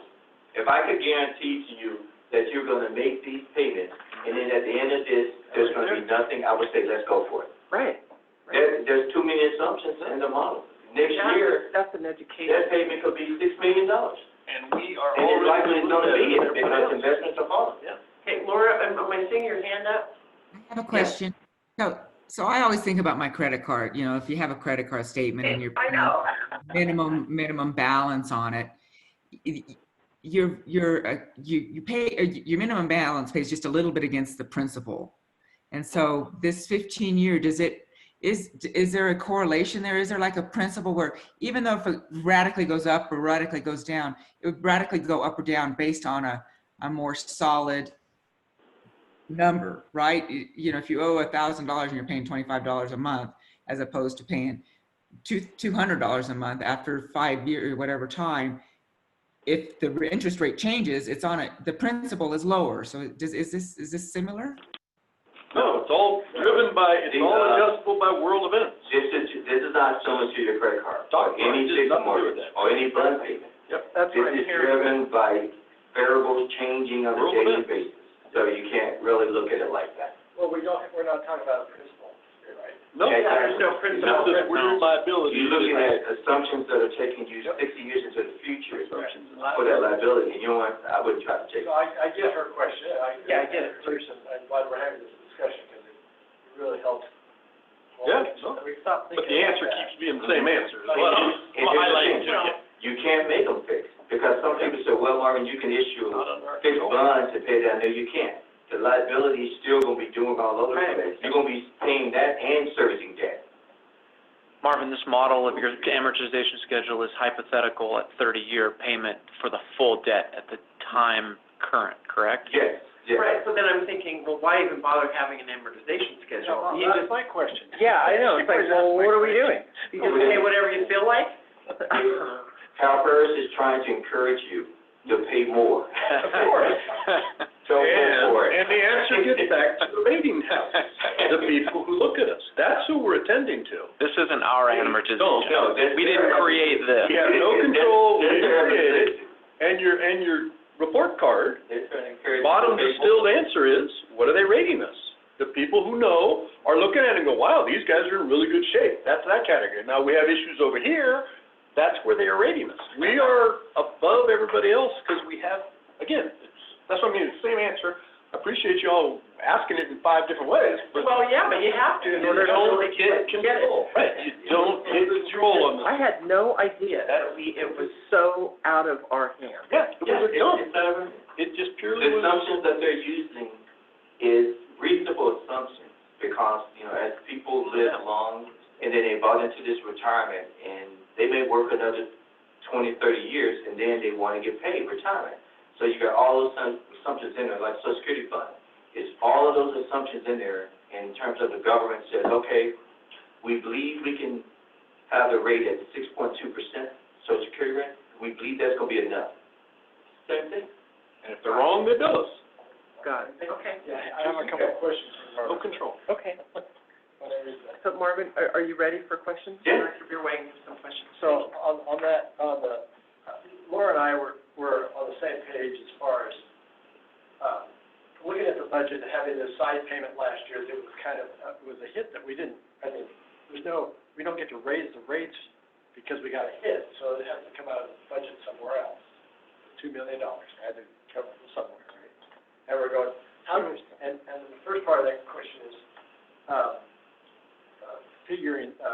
projecting the side payments for this coming year, okay? Is that, how do we know what that's gonna, or do we know, when do we know that that's gonna happen? We have it now. on CalPERS website, they've given us the amount of the stipend, and we know the percentage that we have to pay a payroll. So we have the numbers now. So right now, for our CalPERS, for active employees and its outpayment, we will pay about $6.3 million in CalPERS for the upcoming budget. Right. So I guess,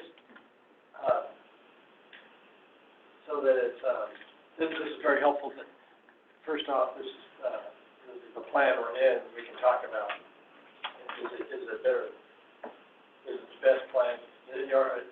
Scott already addressed self-insuring. I think that comes with more challenges. This might cost more, but it's a safer way to go. Is that how we would look at it? no, in this instance, For the pension? for the pension, you won't self-insure for the pension. You might self-insure for another risk, not for the pension. So the only way you could, try to get control, I don't think you can, because the Public Employee Retirement Law governs how you treat the retirement fund. It governs how you treat it. You can't take it out of law. That's a philosophical question. Yeah.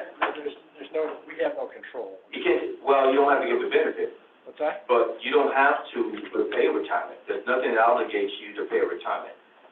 We contracted with CalPERS to provide our employees retirement. That's a benefit. It's a benefit, right? Yeah. So that's the only control you got, not pay the benefit. You can't change the CalPERS law. The PEPR law is there. When a new employee comes in, he's gonna pay a certain amount of percent. Classic employees is written in law. They're gonna pay a certain percent. So there's not a whole lot of control you have once you agree to retire, to the retirement, And didn't we grandfather in a few years back that some of them had been here, got the elevated 2.5 and 50 or whatever, and then the new employees coming in, we're gonna get 2.0? Yeah, you can control that. You can We made control. some adjustments moving forward. Having can done this control that. transition, and it was about the medical benefits, is where that Yeah, was the that's your self-insurance. control. So that's what but it's all about us and our employees. We can't control CalPERS. Yeah. That's what I said, you guys want this bigger control. No, we're just I a think little special Laura district. just raised her hand, because we were on the same page with this issue. I'm still stuck on this amortization schedule. Why would, Pick another one. Go for it. so let me put it another way. Why would we even have an amortization schedule? That's what I said. There's no hope of ever paying down the liability. Why would? Marvin answered that question before, maybe you can answer it again. Yeah, CalPERS is encouraging you to pay a bigger payment under the illusion that you're going to relieve the liability completely. You're not going to, when the next amortization schedule come out, you're going to see a 30-year amortization schedule. Now, obviously, if you were relieving the schedule, you would see a less amount of years, right? No, you're going to see a 30-year amortization schedule every time they produce a report. That's what you're going to see. But there's only 25 numbers in this row. It looks like we've been paying on this for a few years. There's, so 30 years, 2020 to 2050 is 30 years, but we only owe till 2044 because we've been paying it. And so if you're saying, it seems like if it was never going to change, we would never decrease our number of years. We would always owe 30 years. What governs the side fund payments is that 51.5 million at the top. That's the upfront payment. If your plan assets grow at a substantially amount, that this amortization schedule, your side fund payments could be less. If your plan, Go ahead. so if your plan assets grow, then your side fund payment will be less. Plan assets only grow based upon your investment return and the assumptions within the model. It's the liability is the liability. So it is what it is. That's what I'm learning. Okay. That's just But that. Marvin, can you verify, this amortization schedule is not the amortization schedule that NID follows? Yeah. It's not the amortization schedule or an amortization schedule that NID follows. This is a, for all practical purposes, a request that CalPERS has put into our report, right? This is their amortization schedule to try to say, hey, to pay off your 51 million debt, this is how you would do it. You have to do it. Yeah, that's all it is. That's all this is. This doesn't, That's. So every Long as year, I've been working, long as I've been working, I've seen that 30-year amortization schedule. Okay, and Laura has a follow-up question. so every year they're going, all of these balance numbers are going to increase and decrease. These balance numbers are not, it's not actually decreasing on it's decreasing on a moving target. Is that what you're saying? There you go, Yeah. Director Peters. Numbers It's decreasing on a moving target. Welcome to the The world. moving target could go up next year, it could go down. It doesn't make sense. It still doesn't make sense to me. I know, Laura, I get it. I mean, it's like, wow, I gotta really think about this some more. And in the prior slide, Director Peters, we showed like the sensitivity of the liability to that 1% change. You get 1% less in investment, the liability is $60-some million. So next time they produce this little schedule, you'll see a liability of $60-some million. Right, And we didn't do anything different. and we didn't do anything. No business unless we were to jump out of CalPERS. But no, CalPERS is a great benefit. It is Yeah, no, tax- that's just, that's our lever. We can get out of it or we can suffer with it. Okay. And that's, he's been managing it excellently. Again, back to that AA rating, Yeah, whatever, he's plus like- minus, everybody looking at us going, you guys are fine. City of Orange or whoever's going bankrupt these days is probably in a hideous shape, and their employees would suffer. Is driven by the bottom line of looking at the budget item going up. Yeah. Right, and so we're going, okay, how do we, is there something? How do you we make can your do? planning? How do we plan it? How do we Yeah. budget for it, and what can we do about it? And those are, I think, kind of our, am I right, Laura? Is that sort of where we were? Was it some committee or something? That's. Yeah, this is on the rates committee. Yeah. Yeah. Yeah, the 5-year planning, rate setting cycle, those all the things that we consider at that time, Yes. So that's kind of all I have for that pension It's liability. really enlightening Very, and very good. terrifying, so. Terrible, but it's what it is. We're in a good position, we're at $80 million in assets. It's like I said, I mentioned, when we look at the $80 million in assets, if the assets continue, if they follow at a substantially fast rate, then you go, well, wait a minute, we may need to put some more money in the side fund. So that explains why our payments to the side fund have been reduced, right? It assets a big, Because the assets had grown Mhm. to a decent When you decent can, amount. because it's good money after bad to a degree. I But, mean, everything Yeah, hurts. I when you didn't get to quite where you get can't- that concept either till Yeah. today. okay, well, good exercise, but it's frustrating. Always So has been. this It's now, important that all this newbies get to Yeah.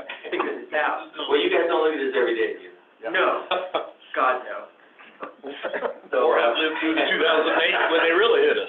2008, when they showed their big day, they cranked our rates up. And they took our tax dollars. But I know, Marvin, is your presentation concluded, or is that's, I'm done with the net pension liability. Okay. We can look at the OPEB liability. Okay, So the OPEB liability, this is the trust that CalPERS manages for us. And, for the, other post-employee benefits, the actuary we use is Doug and his team to produce that.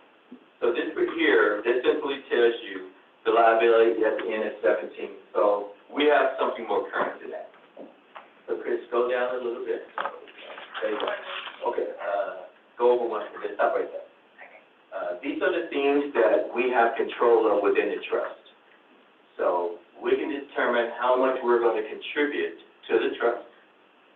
We can determine when to start using the trust to pay our expenses. We can determine, say, okay, we get the trust funded, or even now, you can tell Mark, we're going to stop funding the trust at $17 million, and we're going to use the $17 million to pay current expenses. You can do it right now. So you got control over that. That your contributions are never required. No, you got control over it. No, but what you're saying, that mechanism would be, you could stop paying. You can stop it and just start using the trust to pay down your annual expenses. So it rules in the trust, but you can do it now, I'm pretty sure. and what are the annual OPEB expenses? Right now, our funding, is about $500,000. So in your budget, you see that line item that says, OPEB art, right now it's about $460 million. Excuse me, $1,000. Yeah, okay, thank you, yeah. So Marvin? you have, Oh, wait, okay, so Laura has a question. Yeah, what does CERBT stand for? Right, I wondered that too. That's the, California Employee Retirement Benefit Trust. Thank you. And this is what we're in. And California is managing the trust for us. And they're doing a good job. There. Does this get, do they get a different rate of return on this? We have a slide, yeah. So Okay. we'll show you the historical rate of return on the trust, the fees that they charge. Their fees, I think it says in law. Okay. Marvin, I have a question. Yeah. This is retiree medical. Is there anything else? Life is in it too. Life We can pay life out of this too, Life insurance. life insurance. And then, now, I don't know if, I know it's retiring, I know it's health, and I know it's life. I don't know if there's any other ones yet. I can check. Okay, so this is a good trust, And then you have, like I mentioned, you have more control over this trust than you do the CalPERS. Laura has a question. Oh, okay, Laura, did you have a question? Yeah, do retirees get that health retirement account, or what's that additional The thing? HSA? All right. The HRA, that's a health benefit reimbursement, and that's not associated with this trust. Because right now, we're not drawing down from the trust. However, if we did choose to fund, I'm sure you could fund the reimbursements we're paying employees out of this trust, as long as they qualify as an other employee benefit. So like, in other words, as long as they qualify as a health care or a life premium, you can probably use this trust to pay that. Okay, but what I heard Laura's question was, is do our current retirees have that, what's it called, health? Health reimbursement? Yeah, health reimbursement as a benefit. They do have that. And who pays into that? We do? The district pays it. The district pays it. So is that over and above, or that's just rolled in? No. It's MOU. It's over and above this. It's over and above that. That's in our part of the MOU. No, I understand it's part of the MOU. I just was wondering, It's an additional in expense. this OPEB No. summary. No, it's an additional expense. When we pay health premiums, right, we pay premium to CalPERS. We also pay a portion of the premium to the third-party administrator who manages the HRA. We look at the old total premium, we look at the fund balance of the employee in the little HRA, and then we determine based upon a formula how much of that HRA is going to cover the annual premium. Got it, okay. But this is separate. It's a separate thing. Yeah, this is a separate trust that we're funding. Hopefully, once we get it funded, then it can take over all those expenses that we need to. Did that answer your question, Laura? So I know there was a lot of discussion that I didn't hear all of it, but the bottom line is, I think what I understand is that HRA is not part of this trust. Correct. It's paid out of our other money, but we do pay all of our retirees the same HRA benefit as current employees. Is that correct? Say that again? Say it again, Laura, please. Okay, not out of this OPEB thing, the payment of those HRAs, but we do pay all of our retirees the same HRA benefit that we pay our current employees. No, there's differences. There's differences. It's not exactly the same. Well, we don't pay anything out of this trust yet. We're not paying any expenses from this trust. I No, I understand. get that. I'm just wondering if we have that liability. Do we have the same liability for HRA that we have for existing employees, current employees? No, And labor it's committee. different. HRA is not a liability, it's not a long-term liability. It's a benefit we pay on an ongoing monthly basis. Oh, okay, so it's pay as you go. It's a pay as you go. Okay, there you go, Laura. It's a pay as you go benefit as opposed to a liability on the Yeah. long-term liability. Okay, all right, thanks. So maybe we'll go to the next slide here. Okay, the next slide shows you when we initially funded this trust back in 2009. We funded the trust to the tune of about $2.3 million. And then this shows you the additional contributions we've made since we funded the trust, about 8.9. And then it gives you the expenses over the history of the trust from 2009 into the present. CalPERS is charged to trust how much? $106,000? Okay, that's not bad. Good teaching. I like that. Call and response. And it's a state, so their fees are they're fair. And then our total assets 17, we have earned over $6 million in the trust since its beginning. The trust is invested in equities. We cannot invest in equities directly, but we can through the trust. Interesting. So that's the returns. Now, we'll go to the next slide. This gives us some history. You see the contributions. A couple of years we didn't fund for whatever reason. But then you can see, last year we funded $467,000, 2018-19. We have within this budget another $467,000 to fund. I think last year Rim and I, we looked at the funding schedule and it wasn't going to fall off, so I think we just didn't fund that last year that Rim was here. And then look at the fees, it's pretty good. Cumulative debt returns. See how it's returned it early in the years, how it was great. And now you can see how the returns are kind of, they're still good though. 6.18, it's pretty good. And this is based upon the strategy that we're following. We're choosing strategy 1. I think I have a slide for that. We're choosing strategy 1 in terms of the allocation mix, in terms of how we're investing. We're directing that. So the staff is directing CalPERS to invest the trust in strategy 1. And I'll show you how to slide for that too. Okay. We could choose other strategies that are more aggressive, but I didn't think we should. Okay, so funding comparison. Back to Funding that status. question. Okay, Laura? Yeah, Laura has a question. On that other side, so what I'm seeing from that other slide is the less we invest, the higher our fees are. Our fees are going up, up, up, up, up, and our investments are going down, down, down. Is that, it's an inverse correlation, is that? Well, no, these are cumulative fees. These are cumulative fees. So from the first year, to the second year, the fee was about $3,000. I missed From the 11 to 12, the fee looked like it was about 5. From 12 to 13, the fee looked like it was about 12. Okay, 13 to 14, about 12. So these are cumulative fees. I understand. I missed the cumulative part. Good. So there you go. Okay. So you look at the funded status. This status is pretty similar to our net pension liability. Net pension liability is about 62% funded status. We're about 61 here.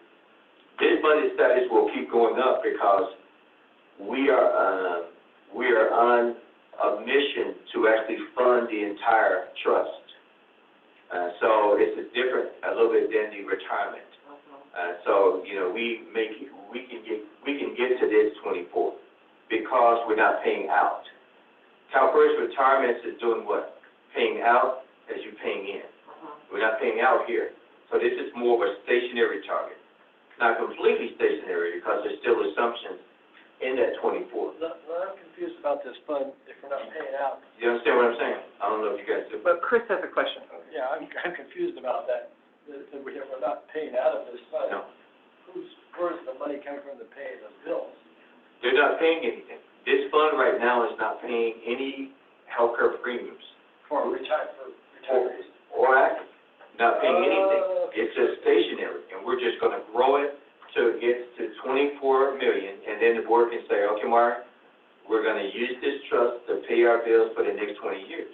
So this is a savings account for future. Or even that. It just depends upon how the board wants to use it. And how would we know, it's your job then to recommend to the board at what point we should begin to dip into this? And for what purpose? I mean, what would be the tipping point? We would look at it, Greg and I would look at it doing the 5-year model. We would look at rate increases. We would look at all kind of stuff and say it might make sense to use the trust to fund the $1.5 million in healthcare premiums and other stuff for the next 5 years. Obviously, that's the board's decision, but it's factors, you know. Well, it would have to come to the staff recommendation. Yeah, it's for factors. Purpose. Right now, Rem and I talked about it, and we felt it may be prudent just to grow the trust until we get it up to the 25 billion recommended actuarial level, and then bring it to the board and say, how do you want to use the trust? And then what is the rate that this is growing? It's growing at about 6.18%, about 6.2%. Okay. And so if you can see the assets right now, and I think I might have a slide a little bit more current than this one. Okay, well, Director Peters has a question. Yeah. Okay. So am I correct to say that, so what we could do is we could fully fund this and then just invest the, what do they call it, the interest earnings, or what do they call it, the investment earnings? We could keep the main principal, and then any money we made off of it, we could use that money for other things and then hold on to the main thing. Is that how that works? It's a little bit different. The whole trust is the principal, and so the whole interest earnings that the trust is making is going back into the trust. Uh-huh. So, It's adding to the. yeah, what you can do obviously is, once the trust hits certain, high amounts, then you can say, okay, Mara, we're gonna stop contributing to the trust, it's already fully funded, and now we want to use the trust to pay annual bills for the next, how many years? And what are the restrictions on, this can be used only for health premiums, is that what it is? Yes, this can be used for health premiums or life insurance payouts, Okay. or life insurance premiums. Because we have a life insurance carrier, so we would never pay the policy out of this.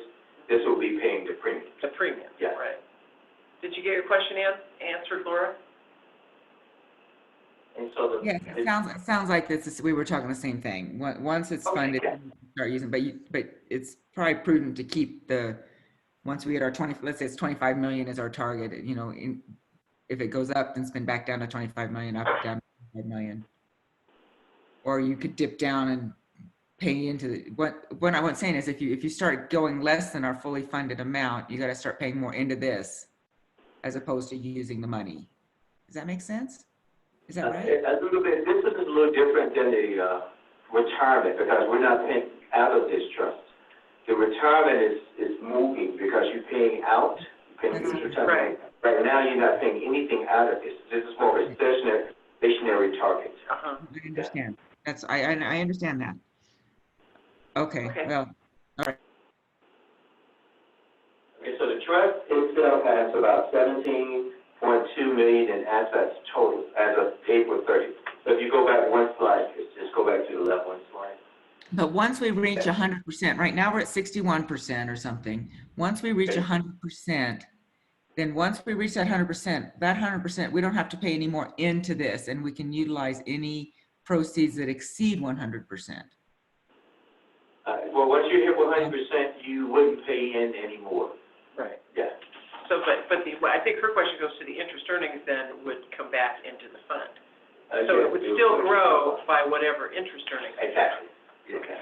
So what was the basis for the 25 million? Is that, it's not arbitrary? No, planning. Back in the strategic planning. No, I mean, we've been doing it for several years. Yep. No, I'm just curious, because Now, the 25 million is actuarially set. It's based upon the number of active members that you're over retirement to. There's a formula. Yeah. Okay. Yeah. So you can go on. Yes, you can go to. And this one here is our strategy one. This just tells you, based upon our strategy, how much we have invested in equity, fixed income, real estate, other types of investments. So we're in strategy one right now. Seems to be working pretty good for us. So you can go. This shows you how each strategy has returned over the years. Strategy one, the one that we're in, 10-year return has been about 5.9%. Okay. And you can see some of them have negative returns in the early, right now, 1 to 3 months. I would be too alarmed because you can see the last year's return was a negative. So you can see, the fluctuation in the market. That's what makes this system, because it's a long-term thing, just like the stock market is long. You want to stay in for 25, 30 years in the market, you can weather the downturns. And so it fits with the retirement. Yeah. It's got to be long-term. Yeah. And the next slide is the employer's control over the funding policy. We can change the investment strategy if we want. I consult with the actuary, your change investment strategy, you consult with the actuary determining, okay, this makes more sense for the market that we are in now. And then the next slide is this is the OPEB report that they give us, that complies with the GASB requirements, putting the liability on the books, actuarial report. We're actually in the midst of doing our actuary right now for this OPEB. And so we're in the midst of doing it right now. Let me ask, is there a reporting requirement? Is it yearly, every 2 years? Every two. Every two, okay. All right, thank you. So for total participation costs, OPEB does not CalPERS trust does not profit, it just causes us administrative 10 basis points. I have a question, Nicola. 0.1 of 1%. So Right. Laura has a question. Yeah. You said that it's required every year, and it says we had to submit the renewal by June 30th. Did you tell Ricky that we did that June 30th? Is that correct? Yeah, the reporting requirement, the accounting rules is that you have to have an actuarial report every 2 years. Right. And And we so submitted- you did put this in at June 30th? I mean, we did submit at June 30th? Yes, we're in compliance. Right now, we're having an actuarial report done right now Doug is doing it right now. And this last actuarial report here, valued as at the end of June 30, 2017, he's getting ready to value now for June 30, 2019. So he does his report every 2 years. And it's in arrears, essentially. It's in arrears because it's just a lot of data. Right, okay. And then the last slide here is kind of important. That's just the points right there. And the last slide, it just tells you how many agencies are inside the trust. And you can see it's not us alone. You got a lot of people in this, 311 special districts. Wow, okay. And somewhere there's a whole lot of people in the trust. So that attachment.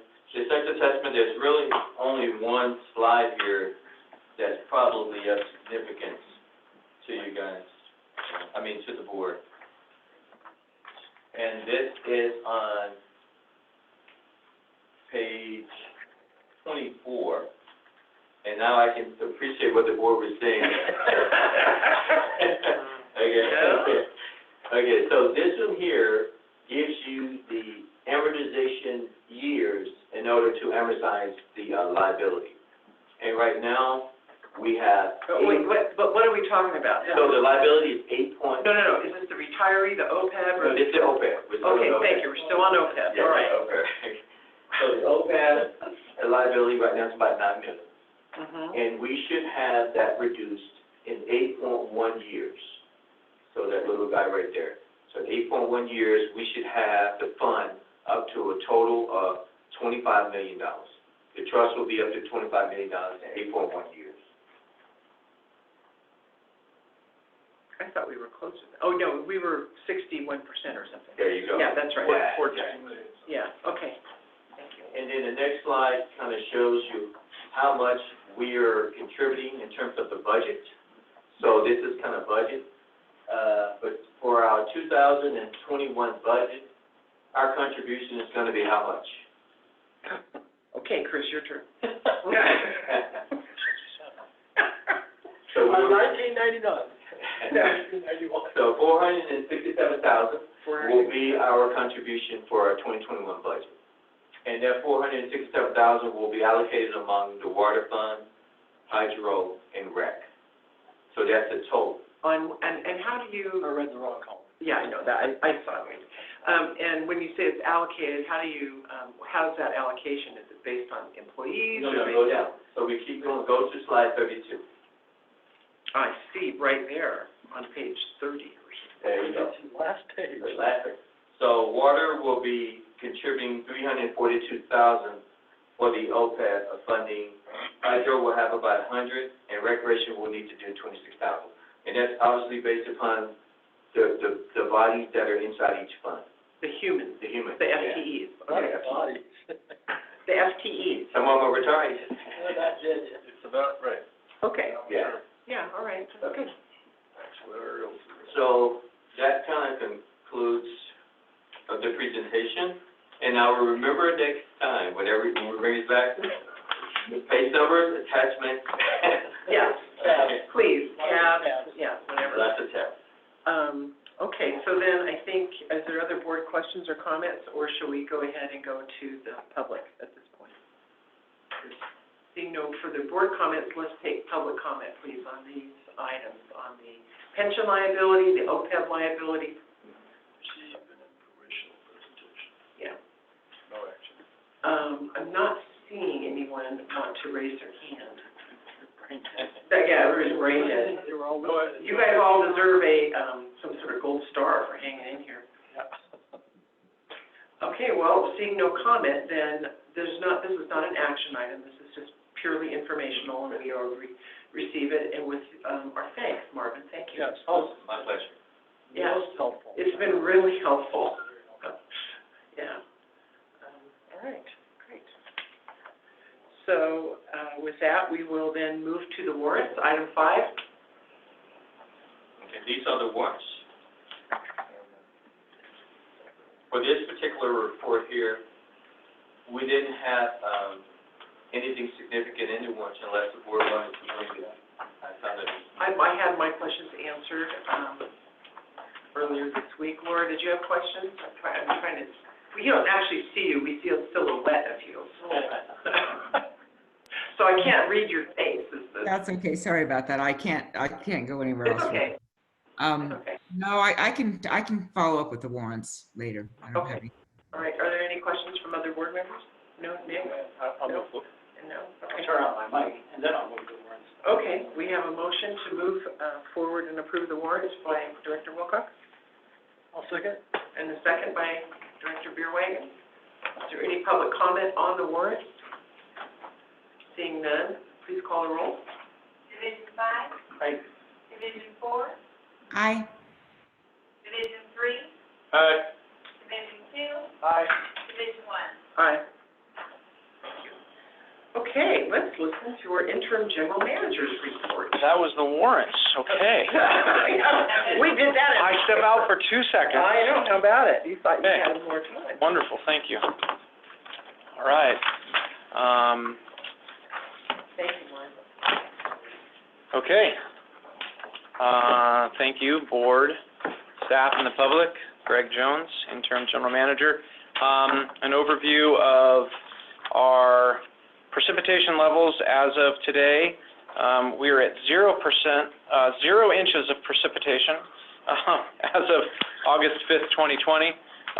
So no change there from last board meeting, as you can tell from walking outside these days. NID reservoir storage is at 223,072 acre feet, and that is 104% of our 7-year average, and that leaves us at 83% of our total capacity, storage capacity. In terms of treated water usage comparison year over year from 2013, to date we're at 14% of our 2013 average. So not bad, we're still holding steady, we're above many other years at this point in time. So doing pretty good there. Thank you, customers out in the world. Greg, pardon me for interrupting you, but, you know, I've had numerous requests from all kinds of folks, ag folks and so on. Do we ever, is there a reason why we don't publish those on our website, like our current water status? Is there, I know that we don't, and we haven't in the past. These 2 pieces of paper? Yeah, those 2 pieces of paper. There Should be. Published out of Water and Hydro? I don't see any reason why they have not been published, nor why they couldn't be published. Okay. So let me speak with our operations folks and find out. I get requests about this all the time, and you know, then I end up scanning mine and sending it to them, and, you know, it'd be nice if they were on the website. Sure. Does anybody have a reason why we shouldn't? Isn't it part of the monthly Water and Hydro report? There are, it is in the WHO. We bring these to the WHO report, yes, so it's something similar. But we can publish these on a bi-monthly basis Yeah, I think as we move forward. Its own separate little tab about, you know. And the tab should be right on the homepage. Yeah, I think Yeah. so. I think we should have that up there. Sure, Okay, thank you. I'll definitely look into it. Sorry for interrupting, but That's okay, thank you. no problem. Oh, Laura, you have a question or Yeah. comment? We have a tab for reservoir levels and that kind of thing. It'd be perfect to put them on that because I too have to scan mine and circulate it. And so I concur with Ricky's request. Sure, Oh, okay.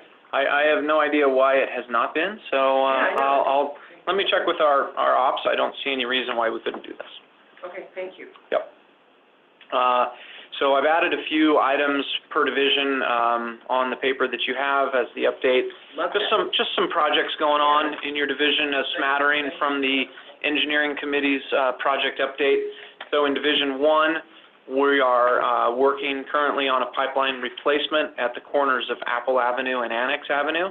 We're replacing deteriorated water main, service line, and fire hydrant laterals. So that's going on as we speak. Oh, I have no idea. Might be in C. You got me. Okay. Wherever Apple and Annex is, I see. I don't have the map in front of me. Yeah, I think so. Yeah. okay. That's okay. What was, Division 2. Excuse me, Laura? what was the question? I can't hear you, Chris. Oh, if this was in Glenbrook Heights, that's all. In Division 2, we have a PRV replacement at Cedar Ridge. We're replacing an in-ground PRV with an above-ground. We're roughly 90% designed, so we should be following through with that here shortly. Division 3, the North Auburn Treatment Plant, is getting an upgrade to its pumps system. We expect that to be completed the design to be completed next month with installation over the winter. In Division 4, this is a raw water improvement of the Santini siphon number 1. We're replacing an undersized siphon with roughly 1,500 linear feet of 18-inch pipe.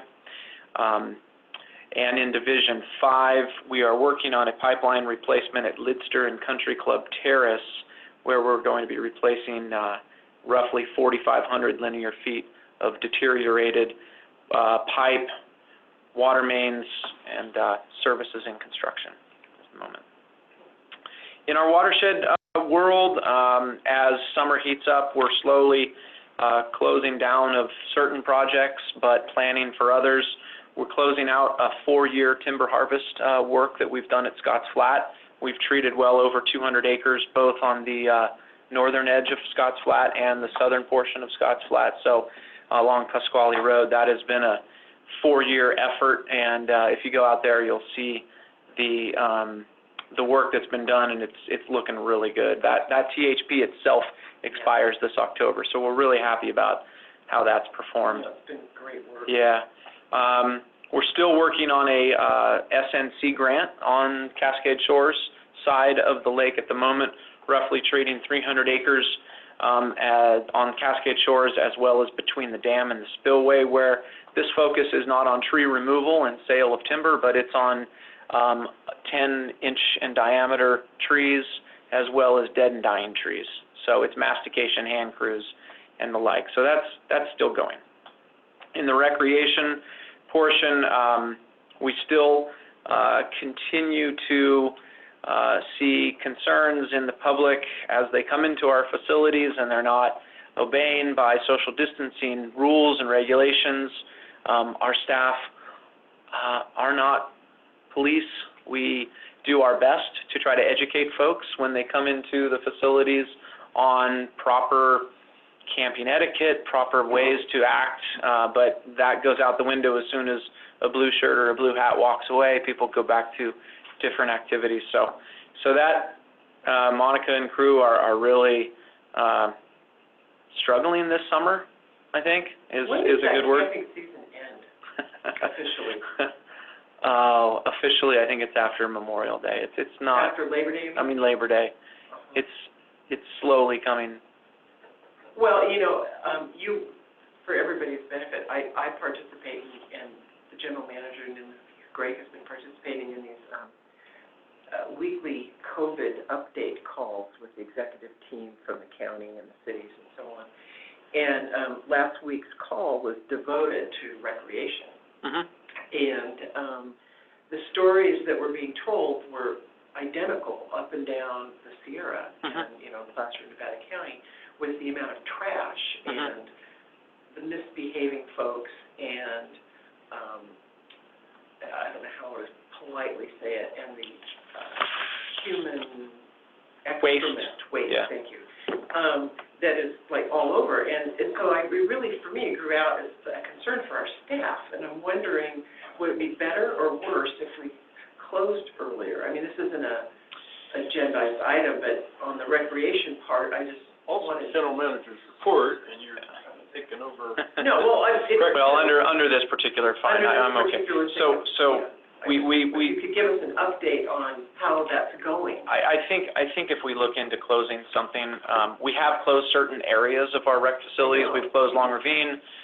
We've closed certain campgrounds within the Jackson Meadows area. We've closed all group campgrounds, so we have scaled back. But in terms of, do we discuss closing in total, I don't think it's prudent. I think we move through the year. Many people are looking to get out in the world, and every campground along the Northern California area is packed full of people. I think we would have a harder time keeping people away than keeping people contained and trying to make sure that they're doing the right thing. So everybody's dealing with it. Every rec facility, every campground, Forest Service to local private owners. So we're just going to muddle through this one and plan for other activities perhaps next year if this is still a problem. So my question on that, not to interrupt your report, is the same about the concern about liability versus being cops and that whole issue. I guess we're all new at this part. What are your feelings or thoughts about liability in terms of agendized to M&R? Yeah, I don't know. I mean, liability, I believe we have some language on all of our campgrounds. When somebody buys a ticket, there's liability considerations that we've put in those tickets. So we're doing our best to transfer whatever liability that could come of somebody that says, hey, I went camping and I got X. I either stepped on something or I came down with something. So I don't think it's any different than where we're at. We just have to take extra precautions, and we prove that we're doing everything we possibly can, and we are. And we're closing areas that we know we cannot manage appropriately. Okay. We're working with the Forest Service. I mean, obviously, as we're entering into the fire season, it's here. It's among us. Right. And we want to coordinate with them on fire restrictions, et cetera. The hydro side, we've just completed these unsung activities of different departments and different things, a fiber optic communications between Dutch Flat Powerhouse and the Forebay. Sounds kind of ho-hum, but it really helps with ongoing operations and ensuring that we've got proper activities, so that's important. We have a rates meeting coming up on August the 18th. I don't remember the exact time, but it is scheduled, and we'll have that posted here shortly. And as you know, budgets have begun in the APC and the Engineering Committee. We'll be at the WHO and the M&R following the rest of the month, with anticipated full 2021 budget process to come to the September 9th, 8th meeting September the 1st meeting of the APC to look at the full budget package for 2021. Great. That is my report. Yes, sir. Is there going to be a resurrection of the Ag Committee? yes. Chris can speak to that. What? Chris on the Rates Committee? We had On his report. We can have the director's reports. Yeah. Yep. It's amongst the current Rates Committee structure as is. So we can discuss that maybe at your report. Okay, is it time for director's reports? I'm done. Yep. Okay, so maybe Chris, you could go first. Okay. First, that was the first question. Yes, because I've been asked, Director fact, and I met with the Farm Bureau group yesterday after they sent us. So is this the same letter that's in here? Yes, Okay. the same letter. So if you all read the letter, so we asked them to have a face-to-face meeting to kind of talk about our positions. So Who's we? 2-hour meeting. Who's we? You and Ricky, or? Yeah, Ricky and I. Yeah. Okay. Yeah, they were, anyway. So,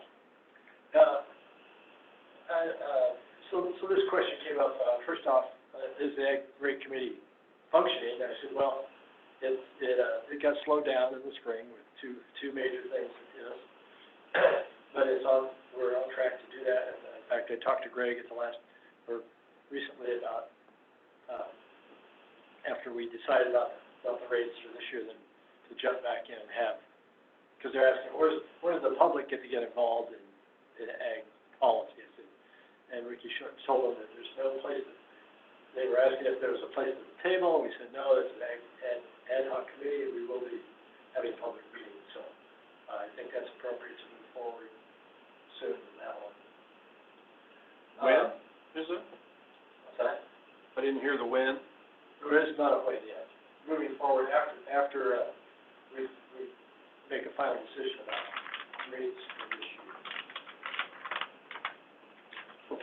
Well, Chris, I actually thought that before you made a final decision on rates, that you were going to convene the ag policy group so they would have some input or, well, anyway, that's up to you guys. That's up to the committee. Thank you, Madam Chair. Yeah, it's kind of general right now. We don't have any specifics.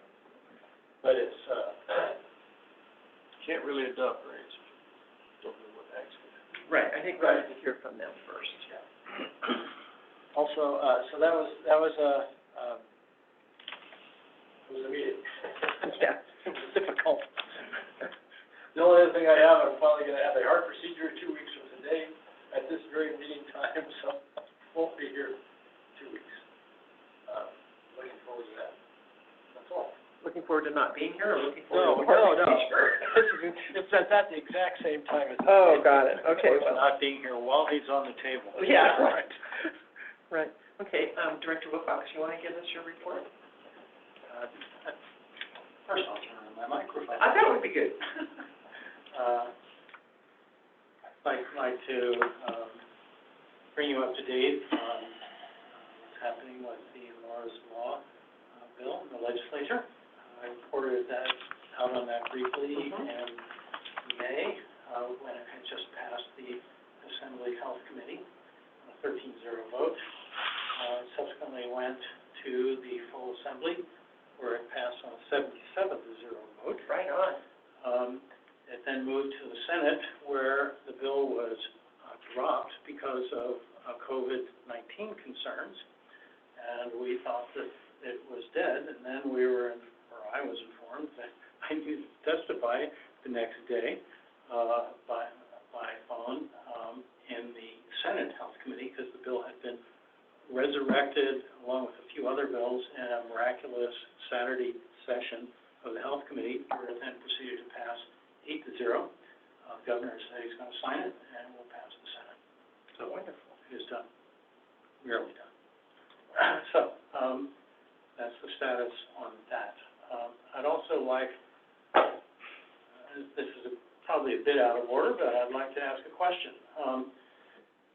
Peter Van Zandt had an editorial on August 5th in which he made reference to a district-wide fiscal audit. Ashley Overhouse and Melinda Booth on June 30th made a similar reference. I know nothing of this district-wide audit, and I'm wondering if anybody has any information on that. I know Greg asked me we had a discussion about it. I don't have any idea even what they're talking about. When I read it, I just assumed it was the annual audit that NID goes through all the time. I didn't give it really any big thought, honestly. That's what I assumed they were referring to. I've had no conversation. I don't know anything about it. I don't know anything about what it is. And I haven't asked because I just didn't. I'm only asking because I've now read in the newspaper twice reference to this. I have no idea Me neither. what they're talking about, and what data, they are purporting to gather, and what this is all about. The only thing I could add to that is that I do have a meeting upcoming with Melinda Booth, and I intend to inquire about that. Since she's written about it, she should give you an answer. Great. Okay. So, thanks. Scott, do you have a report? Well, the letter here from, Mr. Steele in the, Nevada County Farm Bureau, met with them, met with, Placer County Farm Bureau, and, I will go back to this discussion. We appreciate your, support of what I thought we talked last time about was we can't very well, we're in our rates for 3 years. So we need to chill on the rate thing until we know, if there's going to be a subsidy or I think honest to God. So I thought, I understand the thought process that there would be some duplicity or duplication or redundancy, but indeed there are separate issues, and you really can't fold one until the other. So I think we need to, again, bringing this from the farmers, talking at these meetings, and I said, yeah, no, I think I had expressed that I thought we had talked about it this last board meeting, and I assured everybody I would bring it up again, so here I am bringing it up again, and we do need to figure out what kind of subsidy is, if that's the non-dirty word, I know, but how are we going to help the actual food growers? That's right. As we all look into the future and know that everything always goes up and da-da-da-da-da. I think, I've been advocating for years, and I told them I'll continue to, but first step is get the darn committee start, and then get people at the table. And how do we define that? We did it 2 summers ago here at the rates with everybody in the room, and we were talking about schedule, your federal, how you tie your Schedule taxes. Schedule F. Yeah, Schedule F, thank you. There's criteria, but we need to dust off those old topics and have the committee look at it and try and, what can we do to keep from running ag out of the district? Right. With the potential for rate increases. So, carrying forward the voices of both Nevada County Farm Bureau and Placer County Farm Bureau. And so please, Madam Chair, I appreciate you recognizing that we kind of talked about this last time. Right. And the committee needs to assemble. And I agree. let people's voices be heard. Okay, Laura, Director Peters? I can address that in my director report. Okay, very good. Both of those. Being on the committee, Well, she said she'll just address. being on the committee. Yes. I sit yes, on the yes. committee, yeah. Chris Beerwagen and I sit on that committee. We have. Oh, we wait, had a- hold on 1 second. Wait, Laura, please, are you done with your report? Okay, he's done, so go ahead, please. Okay, Laura? yeah, so on July 28th, Director Beerwagen and I participated in a rate committee meeting with the staff, and what was discussed was that as we're looking at these budgets this year, so 3 years ago, or in 2019, we approved a 3-year 5.72% raise. And if we were going to do a raise this year, we've only gone through 2 years of that rate increase. And so there's still, theoretically, we promised our customers we would give them 3 years of fixed 5.72 rate increase. And so we decided that if we could make up the difference between 5.72 and whatever we need with budget adjustments in the 2021 budget, we can honor our promise and continue to give 1 more year of the 5.72 rate increase, which will allow us to comprehensively look at all of our revenue and all of our expenses and figure out what we need to get and have just a much more in-depth look. We will probably continue the rate committee. It's proposed, it's not for sure, that we will continue the rate committee and meet regularly for the next entire year and gather information and figure out what we need, so we don't have to perpetually have rate increase after rate increase after rate increase, where we can look a little further into the future than 5 years and say, okay, we want to do it and we want to see how we can restructure. We just need to look at our entire long-term fiscal revenues and expenses and come up with a comprehensive plan. So that's what we're going to do. And as far as the ag policy, because Director Beerwagen and I are both on both committees, the ad hoc, the Ag Subcommittee and the Rates Committee. We're going to be working together, continuing to inform. The Ag Commissioners have been attending the meetings, and we're going to work together with them as we develop and look at our long-term forecasts and our revenues and expenses and come up with a comprehensive plan. So by the time next year, the time for the Prop 218 process to proceed next year, we'll be in a much more solid position. It won't be a rushed thing. We'll be prepared. We'll understand where we're at, and we'll be able to do a comprehensive look at it and then determine at that time exactly what the rate needs to be to meet an already predetermined goal. Does that help, Scott? Does that help answer your question? Very little. If you're saying that you're going to put the ag subsidy on the agenda, I would have understood that. You talked about the definition of a rate committee. I was asking about this other committee. That's right. The Ag Subcommittee will work with us for the entire next year. We're gonna combine them essentially and work together to determine what the needs are. That's right. Okay, Laura, let's have Chris add on here to what he wanted to say. Well, I was just going to iterate the part about the ag subsidy part. There is uncertainty in my mind, I think everybody's mind, how we can do that, or if it's legal, we can do that, okay? Give a separate rate to the ag community. Now, I heard yesterday that there are some water districts that do that. I'm very curious to contact them and find out if that's doable. If it is, then I would be in favor. Then I would go forward with, in favor of going forward with defining who a food producer or who a legitimate farmer is. Recipient of any said word there.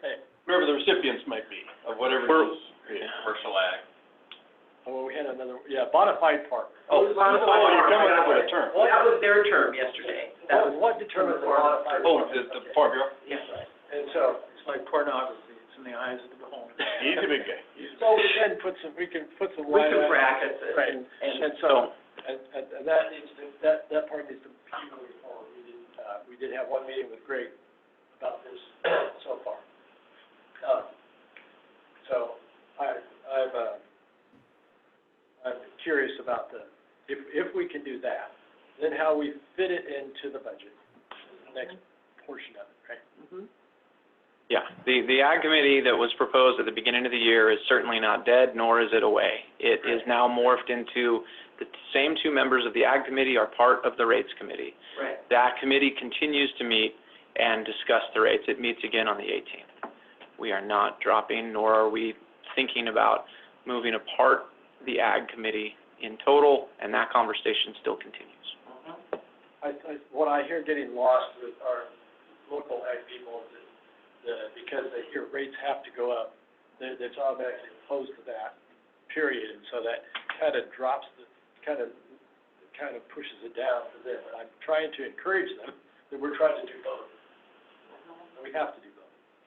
Well, I'm going to put it the direction of the chair that the committee would reconvene. Right, that's right, and they are. I'm now hearing a member of the rate committee telling the board, here's how we're going to do this.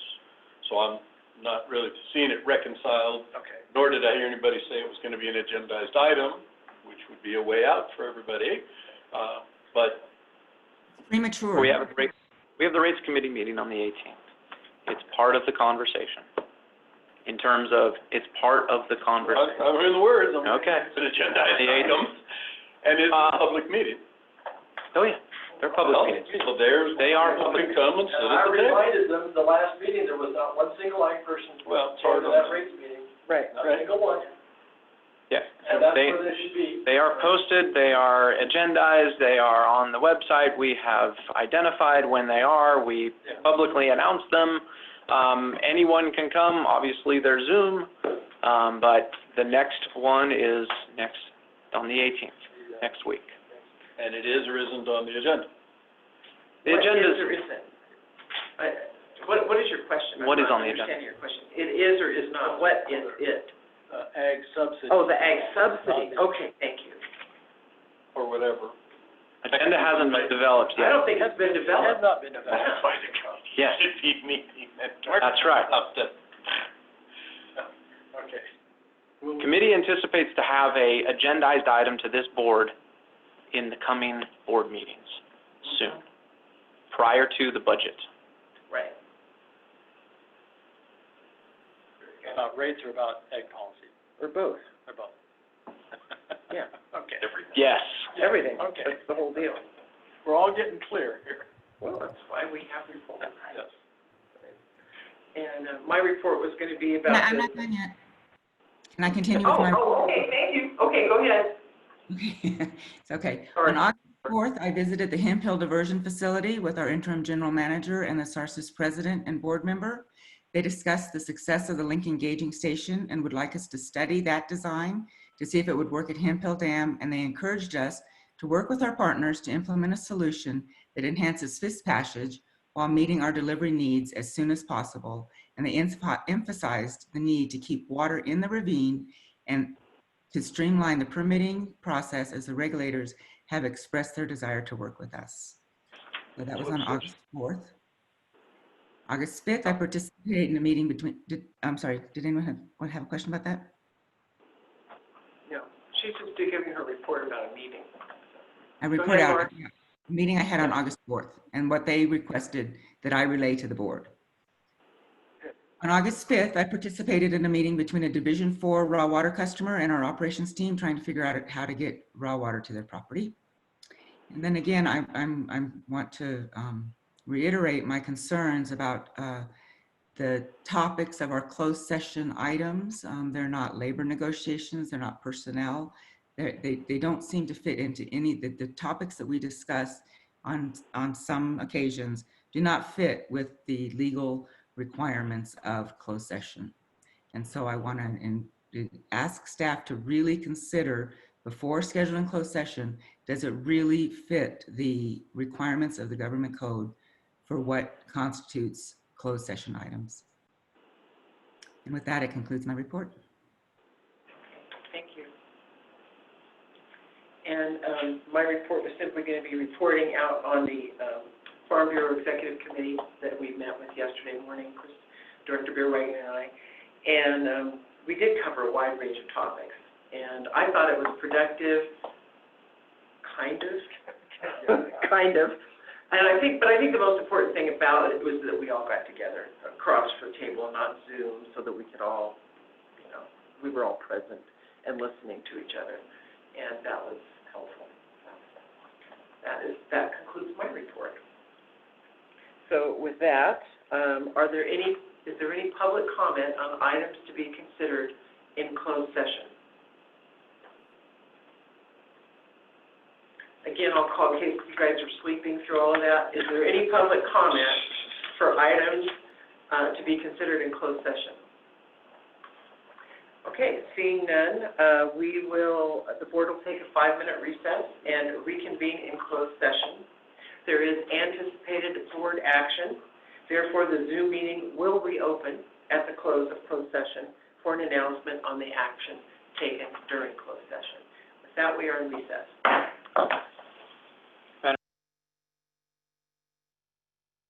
Yeah, redo. Okay. We are closing the closed session, opening the open session of the Nevada Irrigation District Board of Directors of October 12th. And during August 12th, geez. Thank you very much. August 12th, 2020. Thank you to my colleagues. And we will have a report out from council. Thank you, Madam Chair. It is 2:32, 3-item closed session agenda. First item, direction was given to labor negotiators. Second item, direction was given to legal counsel. And third item, the board discussed the public employee appointment or employment for the general manager position. Thank you very much. With that, we will close and recess until till our next meeting on, what is it, Chris? 26th. In 2 weeks, on August 26th. Thank you. Closed. Over under pool.